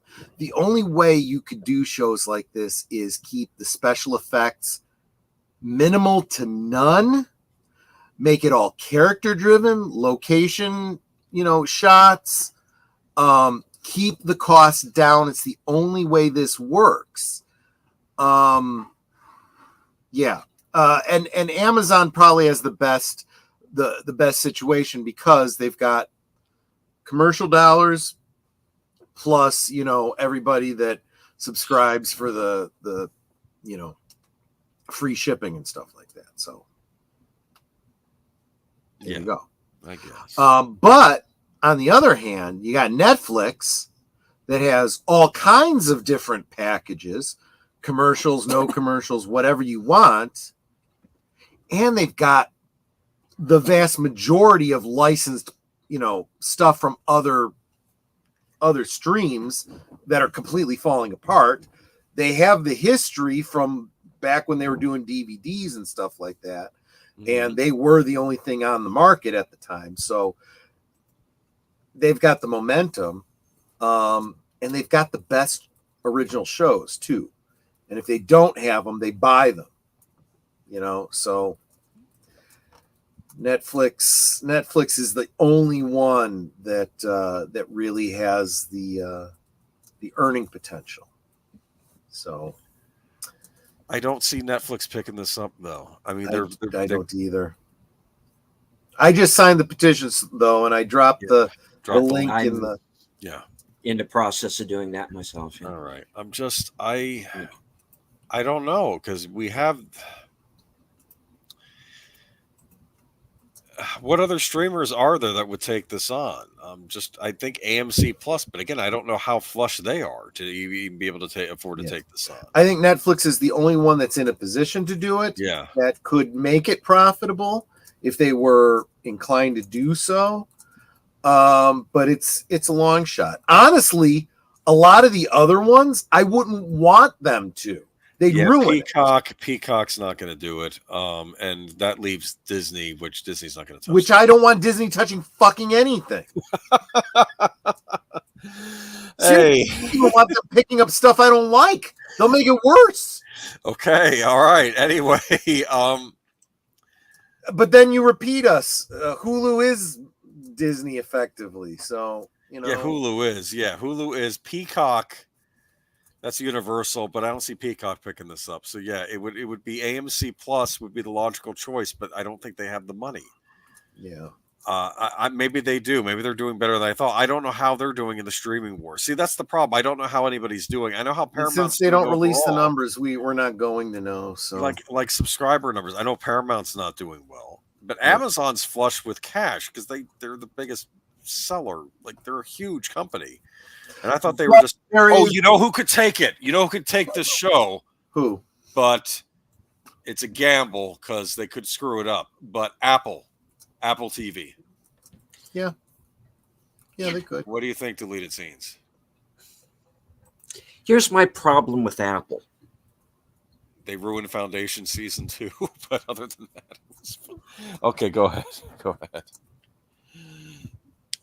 Sorry. I never hear any advertising for any Apple shows or films unless they either A, show up at a mystery movie night, or somebody here on YouTube does a show about one of the Apple shows. Pop Culture Minefield did a show earlier today about a show called Bad Monkey with Vince Vaughn. Oh. That is a comedy that is on Apple TV. This is the first time I've ever heard of this show. I didn't realize they were doing this. Yeah, go ahead. That's the problem with Apple TV. I have no idea what is on Apple TV until somebody brings something up and says it's on Apple TV. I only found out about the Time Bandits show because of Call Me Chado. He was talking about on his channel, which I didn't realize they were making a show based on Time Bandits. But yeah. So Apple. Actually, Nate brings up a great theory. What about Tubi? What about Tubi? No. Why? They could. Do they even do original shows on Tubi? Or yes, they do. Yes, they do. Okay, and then again, that would be the same problem that I have with Apple TV. What are their original programming? What is their original programming? Doesn't matter. I don't know. Tubi is free, easily accessible, and the production company wouldn't change. It's not like Tubi would have to use their studios now to make this show. All the people that are involved would just keep making it. Does Tubi have the money? Listen, I hate to that I don't know. I hate to burst some bubbles here. You realize who the parent organization of Tubi is? That's the Fox Corporation. We all know who runs Fox. Yeah, but I don't. But right now, I don't get the feeling that Fox is taking a direct interest in controlling Tubi. Neither do I. I don't think they do either because, well, it's kicking Disney Plus's butt, which I thought was interesting. Tubi is just saying, hey, I'll acquire anything. Tubi is to the streaming services what Mego has been to the action figure market. We'll take any license. Put it out cheap for you. Okay. There you go. And as an aside from the topic, I've changed. I'm not sure what you're saying there. Can't log back into my Indiegogo for Tom's movie. Indigo. Oh! For the Island in the Stars. What's going on there? So far as I know, that is still up. You know what? Netter will reach out to Tom and see if we can't get an update. Maybe we can get him back on Thursday and chat with him again. I know that there's been a personal family situation that has kind of been keeping him from being on top of giving us updates. But as far as best as I've heard, that Indiegogo is still up. Yep. Yes, it is. Yeah, So you can They're still collecting, donate, and I know that last we heard, as of a couple months ago, he was in negotiations with some big dollars. Yes. So we just need to hear what's going on with that. Honestly, our contributions have done the job. They've been the fulcrum by which he can leverage the interest that people have shown to get the eyes on his project from the bigger dollars. It's deleted. Are you saying that Tom Cockles had some personal problems? Oh. No, he is personally fine. I do understand that his father did pass. Yeah. Oh. So that is why he has not been on the air. I hadn't heard. Kind of putting the word out there about the movie as he has been. That this is very recent, like in the last couple of weeks, that this has taken place. Okay. I didn't know his father was ill, which is why Tom had to cancel the first time he was going to originally be on my midnight show, because that's when his father originally fell ill, was on that evening. So unfortunately, he did pass. Tom is obviously seen to arrangements and dealing with family situations right now. Let's give him the time that he needs to do that. But in the meantime, as I said, the Indiegogo is still up. You can still donate. I'm planning to do that as well a little bit later on when I'm a little bit more financially secure from things. So Brett, we'll be working on that, and as soon as feasible, Stephen and Netter will be probably following up with them, getting them on the channel, and getting updates and whatnot. I would definitely like to get him back on my channel before the end of the year. So there you go. I'm just going to wait and let him, sort things out, behind the scenes, and then at an appropriate time I will ask him if he would like to come back. But speaking of filing things under things to come, I'm kind of, I don't want to say I'm fading. I'm not tired, but the heat is really starting to get to me here. Well, we are getting toward the end. I do want to start. Yeah. Do you feel like there's anything else that needs to be said, or can we sadly put this prematurely ending series to bed? I do want to say to the cast and crew of Outer Range, you did a great job. Every single damn even one our of little you. Things, our nitpicks. This was even if we hate your characters, it's because you're doing it right. So I do want to in particular shout out, like he's going to be watching the show, but just in case, Sean Sipos, who plays Luke. I'm glad that you survived to the end of a series, dude. Finally. Thank God you survived to the end of a series, because you've been killed off of everything I have ever seen you in. And I'm glad that you were still vertical by the end of it. So congratulations. Yeah. But yeah, I think everyone involved has done a great job. Hail Clifton 3D. We were just starting to wrap up. If you're interested, you might want to have to rewind and watch from the beginning, but we are wrapping up on a show that unfortunately has already wrapped. So again, darn you deleted scenes making me love this show, and then they cancel it on us. Although let's face it, we were kind of worried in between seasons 1 and 2 when we weren't hearing anything. Because I think that's another thing that may have may have heard is people might have thought it was already gone after season 1 because there was such a time. This was one of the show that was affected by the strikes as well. So it was very much and put off almost by a year. So it's been a long haul. The strikes have not helped things. I remember when we had a writer's strike on in the. Remember when the Bionic, they were making a new Bionic Woman series. Katie Snackoff was on it as the antagonist, and it was a victim of the writer's strike because they only did a few episodes and they had to stop. Cameron Pasha was a writer on that. Oh, that's right. You mentioned that to me, yeah. And I don't know if this is another victims of another strikes, and get these things sorted before it gets to striking. This is. Again, I will never say that I don't think that people should have the right to collective bargaining. You absolutely do, but you got to weigh the cost. If you overplay your hand, if you do it wrong, you can put an end to the business, and now everyone's out of work. Congratulations. Yeah, but I had heard someone say that the directors got their stuff sorted out, and people were like, "Well, that's because the Directors Guild started negotiating a year ago before, and you can actually start negotiating early." Yes. So that by the time the date hits, you have things sorted. But the actors didn't do that. They just waited. Here's the reality. There is very, very little point in fighting a duel on melting ice.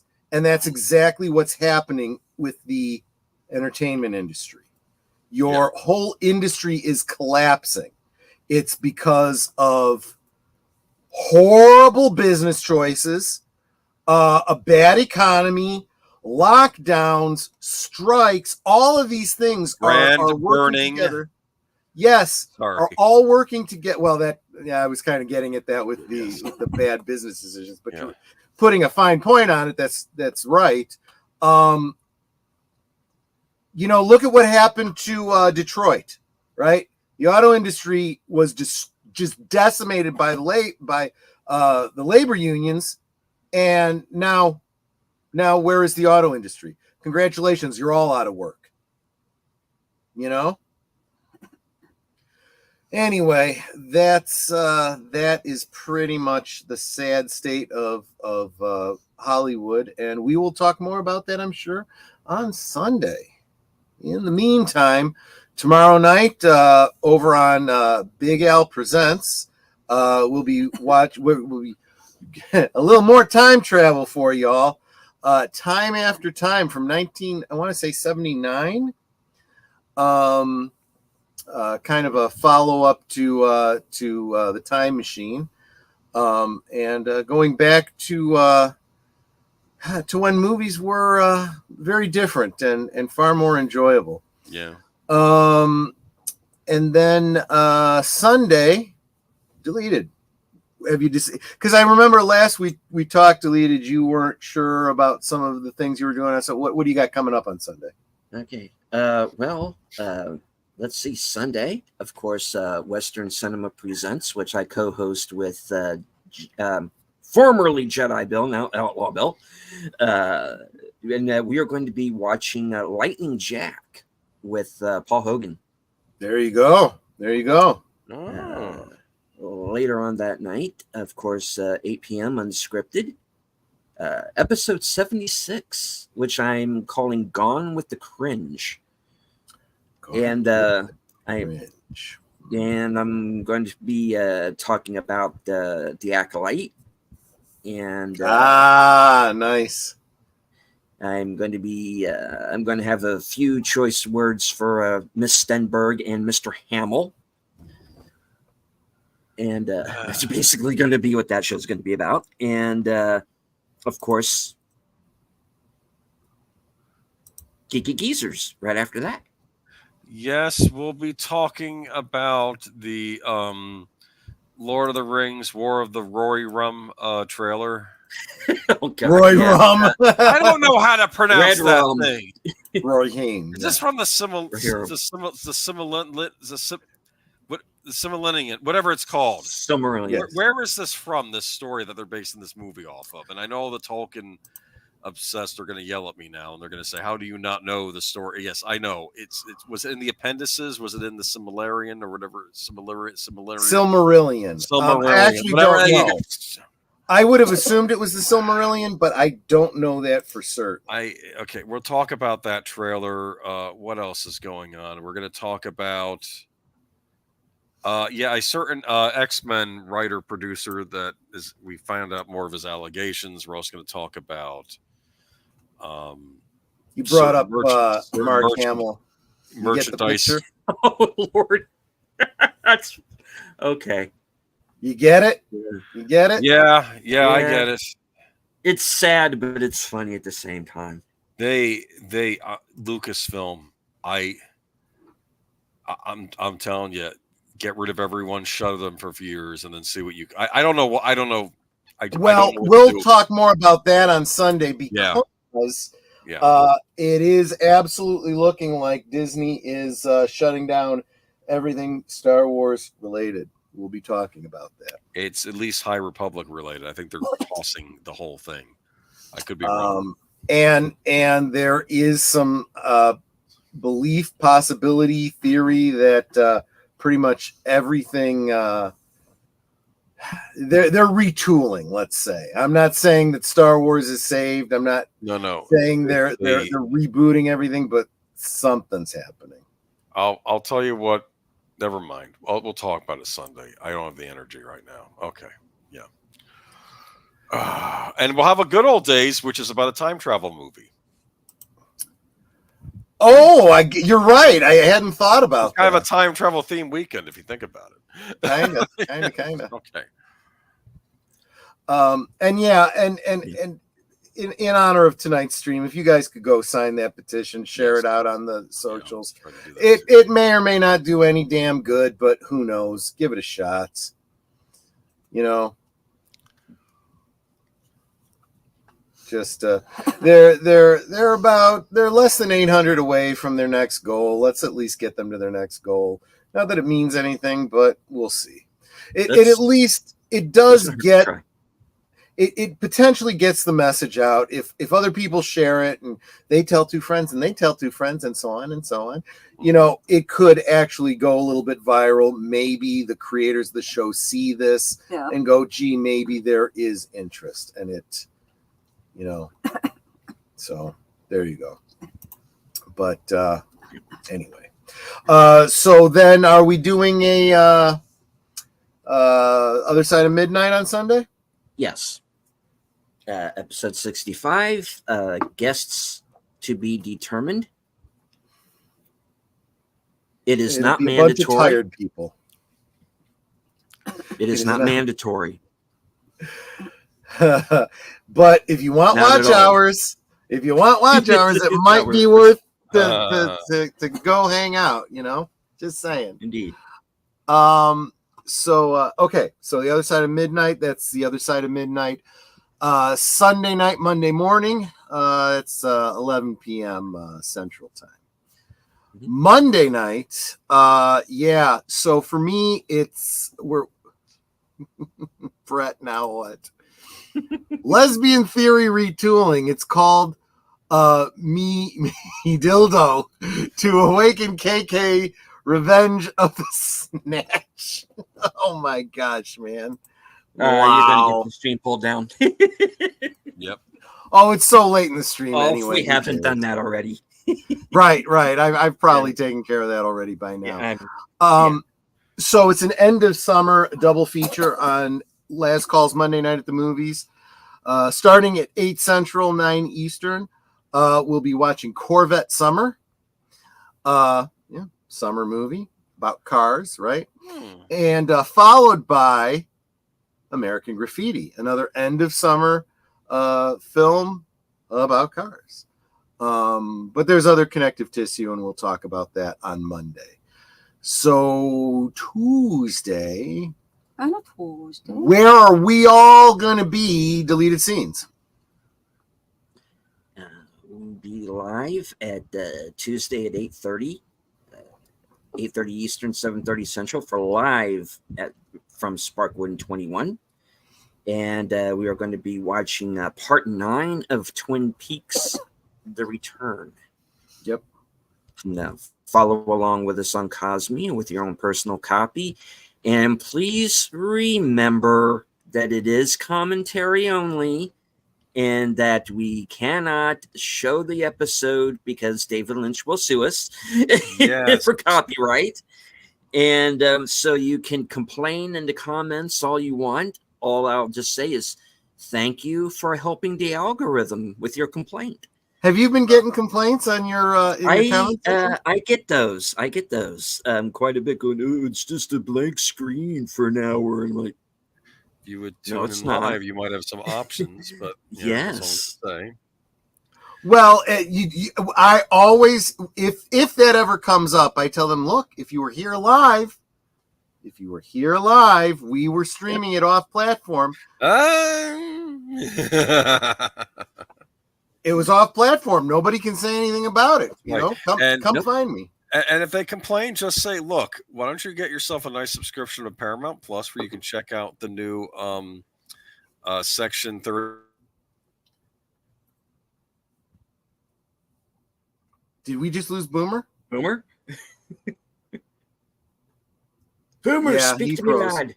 He froze. Okay. He'll come back. Stop watching this channel. Troy needs more viewers. Oh, is he saying that on your channel? I think he is.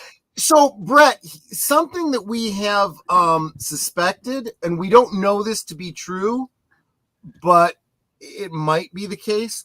We think that when you are sharing a stream like the four of us are, that we're all getting watch hours. And I don't know if that's true or not. But I hope so. Troy's not even coming up. I got kicked out a second ago. I don't know if that has something to do with you, but I didn't. I swear I didn't hit the button on you. No, it might. I don't know what happened. I'm guessing it's your internet or you. I might have done something. I might have done something, but I don't know if that affected you. Yeah. So you were. Where were we? You were saying something about. No, I was just saying. You delete scenes. Just tell people to subscribe to Paramount Plus, where you can watch Twin Peaks and all those great Star Trek shows like Section 31. Screw that. Tell them they need to get their own Blu-ray copy, but tune in to us live if they want to watch along with us and hear the commentary.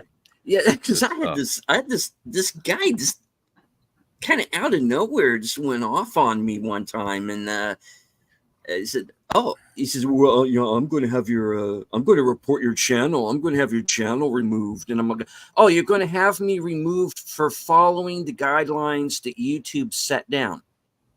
Good luck with that. You're going to have me taken down for not breaking a copyright. Okay, there you go. Okay, yeah, makes sense. It's some reading skills are important when it says commentary only in the title. Commentary only, that's what that means. Yes. There you go. So that's Tuesday, and it's been a very popular stream too. So, and I've gotten a lot of wonderful feedback. Oh, Raquel Raid, thank you so much, Ancient One, coming in from Deleted Scenes channel. Oh, he is? Oh, hi. Yep.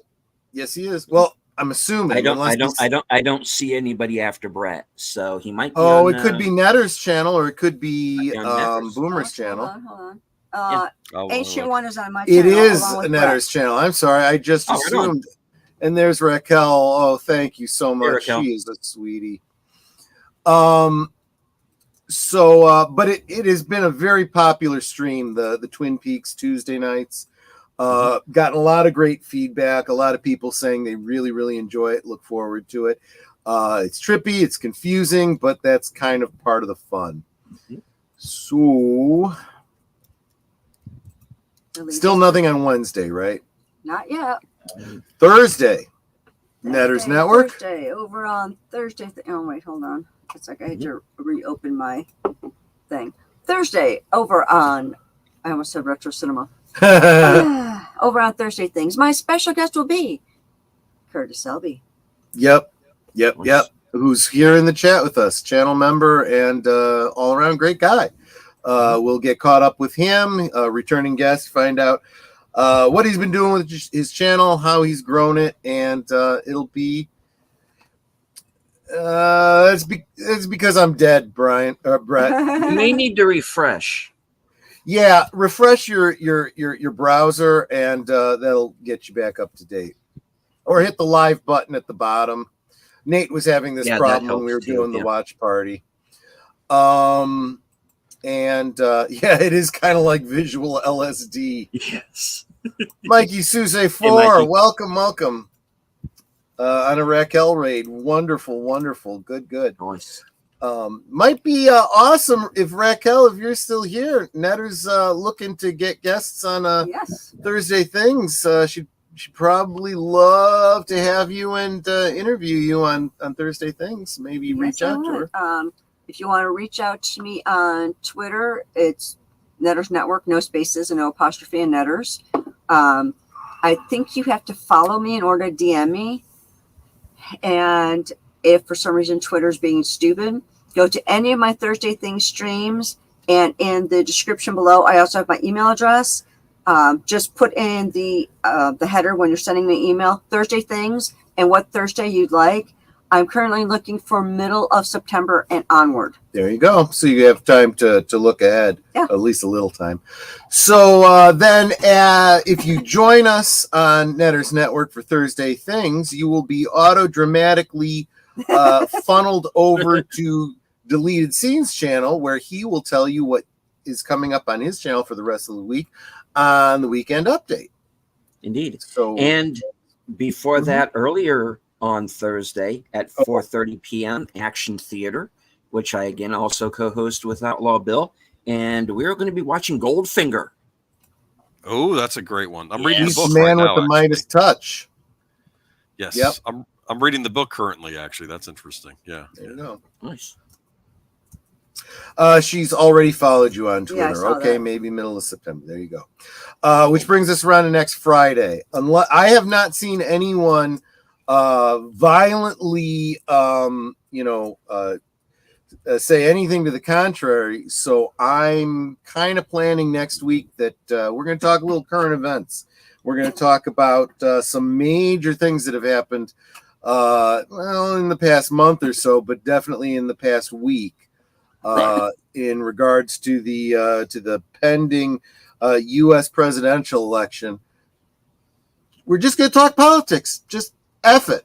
The whole shtick around here is topics that a bunch of friends would chat about over drinks at a pub. And let's face it, this whole country started because of men talking politics in a pub. So it just seems kind of reasonable. So that will be Not drinking tea because it was on the harbor. This is kind of funny. I went over to Twitter, and I just happened to look at my followers. I am being followed by Badass Grandma. Well, awesome. That's great. Raquel's name is the same on YouTube. Sometimes they're different, so right. you know. So you should be able to find her. Yep. I follow her too, so you should be able to find her on my list as well. I'm probably already following her, but I just want to make sure because I try to follow everyone that follows me if I know they're a real person. And that brings us around to next Saturday, where Netters Network's Retro Cinema will be Drop Dead Fred. Yes. If you liked the Ryan Reynolds movie If, you'll probably like this one too. Phoebe Cates, right? Wasn't that? Yeah, I Yes. love me some Phoebe Cates. I actually want to see If. I do too. Yeah, I've heard good things. So there you go. Oh, that's right. This is the Chair is the name of the episode, which means that Charlotte Stewart is back as Betty Briggs. Nice. Get a little bit more of Major Briggs lore and a little bit more about Bobby and his relationship with his dad. And there you go. Okay. And Raquel, I wasn't following you for some reason, so I am now. There you go. So now we can definitely connect. So yeah, if you let me know what Thursday you like, like I said, I'm looking for a mid-September and beyond. Let me know what Thursday works for you. And I think the only Thursday I'm not planning on having guests is Thanksgiving because, well, people are going to be with families. This is the chair, and this is the table. Eat well and descend. For Micah. Wow. Anyway, so that's that is the weekend review. Yeah, so deleted. Any last thoughts? Any last words? Anything? Words? Well, as for one thing that we did leave out is before Friday night last call, next Friday night, I am going to be joining Big Al Presents. Oh, right. Friends. And we are going to be watching the Oscar-nominated Jet Li Kung Fu classic Hero from 2002. Oh, yeah. I remember There you that. go. Yeah. There you go. Good. As for the show tonight, I hope everyone enjoyed it. I hope you enjoyed Outer Range. Hopefully this petition will get some traction, and that the rumors that we're hearing about the show possibly moving to Netflix, hopefully that will be the case. Cross your fingers. Cross your fingers. Sign a petition. Let them know that there's still interest in this show because it's a good one, and I think it should continue. And I'm keeping this Avatar just in case we get to come back for maybe a season 3 or a wrap-up movie or whatever happens. There you go. I do want to thank everyone who joined us on all of our chats. Thank you to everyone who sent super chats and super stickers. And I'm going to go out with my normal closer. Once again, thank you all for being here. From HQ and all points north, south, east, west, and beyond. Good night. Take care. Stay strong. Be safe. Don't fall into any time portals because this is how we win. Absolutely. And let's see. Agent Boomer. Night. Sorry about that. I let's try that again. I muted you instead of making you bigified. Oh, everyone just have a great rest of your weekend, but tune into these channels if you're looking for some company. And they're going to do a great movie tomorrow night on Big Al's channel. Deleted Scenes got stuff going on, and I'll be here on my channel, Geeky Geezers, come Sunday, where we'll talk about the return of the Atari 7800. We're all excited. Maybe not. Anyway, you'll hear my comments on that on Sunday. There you go. And Netter. Oh, wait. I just did it to you, too. There we go. I was going to say, did you just knock me out? Nope, you're back. That's like, don't be rude. Sorry. Okay, well, I have a guest now for the middle of September with Raquel. So yay! But yes, I am always looking for guests for Thursday things. So now I'm currently looking for September 26th and beyond. My only criteria is that you have a YouTube channel with your own content you're trying to promote and grow. And, we'd love to have you on, talk about you, talk about your channel, so people can get to know you because, they see you in the channel all the time, but do they really know you? So let's get to know all of you. As far as other final words, I can't stress it enough. Please make sure that you are subbed to every member of the panel as well as every member of the chat. If you think you're subbed, go back and double check you're still subbed because YouTube. I also want to thank everyone who subbed to my Thursday Things guest last night, Vagrancy Horror. He was totally chuffed that we had gotten him 8 other subs. But if there's anyone that's in the current chat that's not subbed to the Vagrancy Horror, go on over to his channel, give him a sub. A sub costs you nothing, but the effect that it has for the person that you're subbing is immeasurable. It's so encouraging. So please, if you wouldn't mind, go and do that. And of course, do you want me to take us out, dear? Absolutely. We can talk amongst ourselves, and that's all well, good, and fun. But it's so much more fun when you guys are joining us in the chat and you're dropping your comments, questions, trivia, being goofy, whatever it may be. And it doesn't feel like we're separated by miles or continents in some cases. It feels like we're all hanging out in the same room, enjoying each other's company and having a great time. And you guys, you know you're not just our friends. You are our family. We love you guys, and we appreciate you so very much.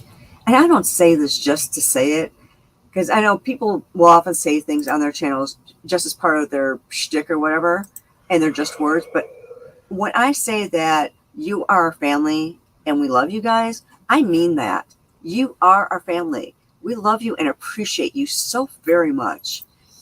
I love seeing you guys in each of our streams. And every time I see one of you pop in and give a hello, it just makes me smile because here's my family, you know, so it's really encouraging. So thank you all for being here. Thank you for spending all this time with us in each of our streams. You know, you guys are totally Osmo. So thank you so much again. But until next time, which will be tomorrow night over on Big Al's channel for Time After Time. Good night and God bless. Yep, absolutely. Thank you, every single one of you. You guys really do make this thing work. And you know, if you've got an idea for a topic, go ahead and drop a comment. Let me know what you'd like to see. You know, I said this back when I started the channel, and I have not said it enough since.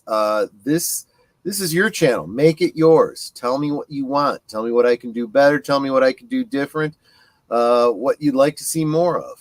Yeah, same with Thursday Things. It's like, there you go. I don't have to have a guest on every week. If you want me and Troy, because he's my guest host, to talk about something else, we're happy to do so. Yep. We've actually done streams where we've talked about like how to start a YouTube channel, things like that. If you want to talk, want us to talk about, you know, like YouTube setups, like the equipment we use, or advice that we've gotten on much better equipment than what we actually have. Yep. Yeah, we're happy to talk about that sort of thing, you know, as well. So whatever you would like to talk about, let us know.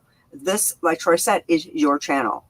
And because Troy's monetized and I'm not, whenever you give a super sticker, super chat, you buy him a drink, buy me a drink, all of that, those funds go right back into the channel to help us buy better equipment, better lighting, better microphones, better booze. So we can make everything better for you. It also helps us to improve our content because we have better resources to work with. So thank you also for supporting us in that way. Oh, night, Raquel. Yep, absolutely. Thank you guys so much. And yeah, you guys support in so many ways. Super appreciate it. You guys definitely keep the lights on around here, and you keep me going. So I really appreciate it. Take care, guys. We will see you on the next one. Take care. Good night, ladies. Good night, sir. Hit it, sweetheart.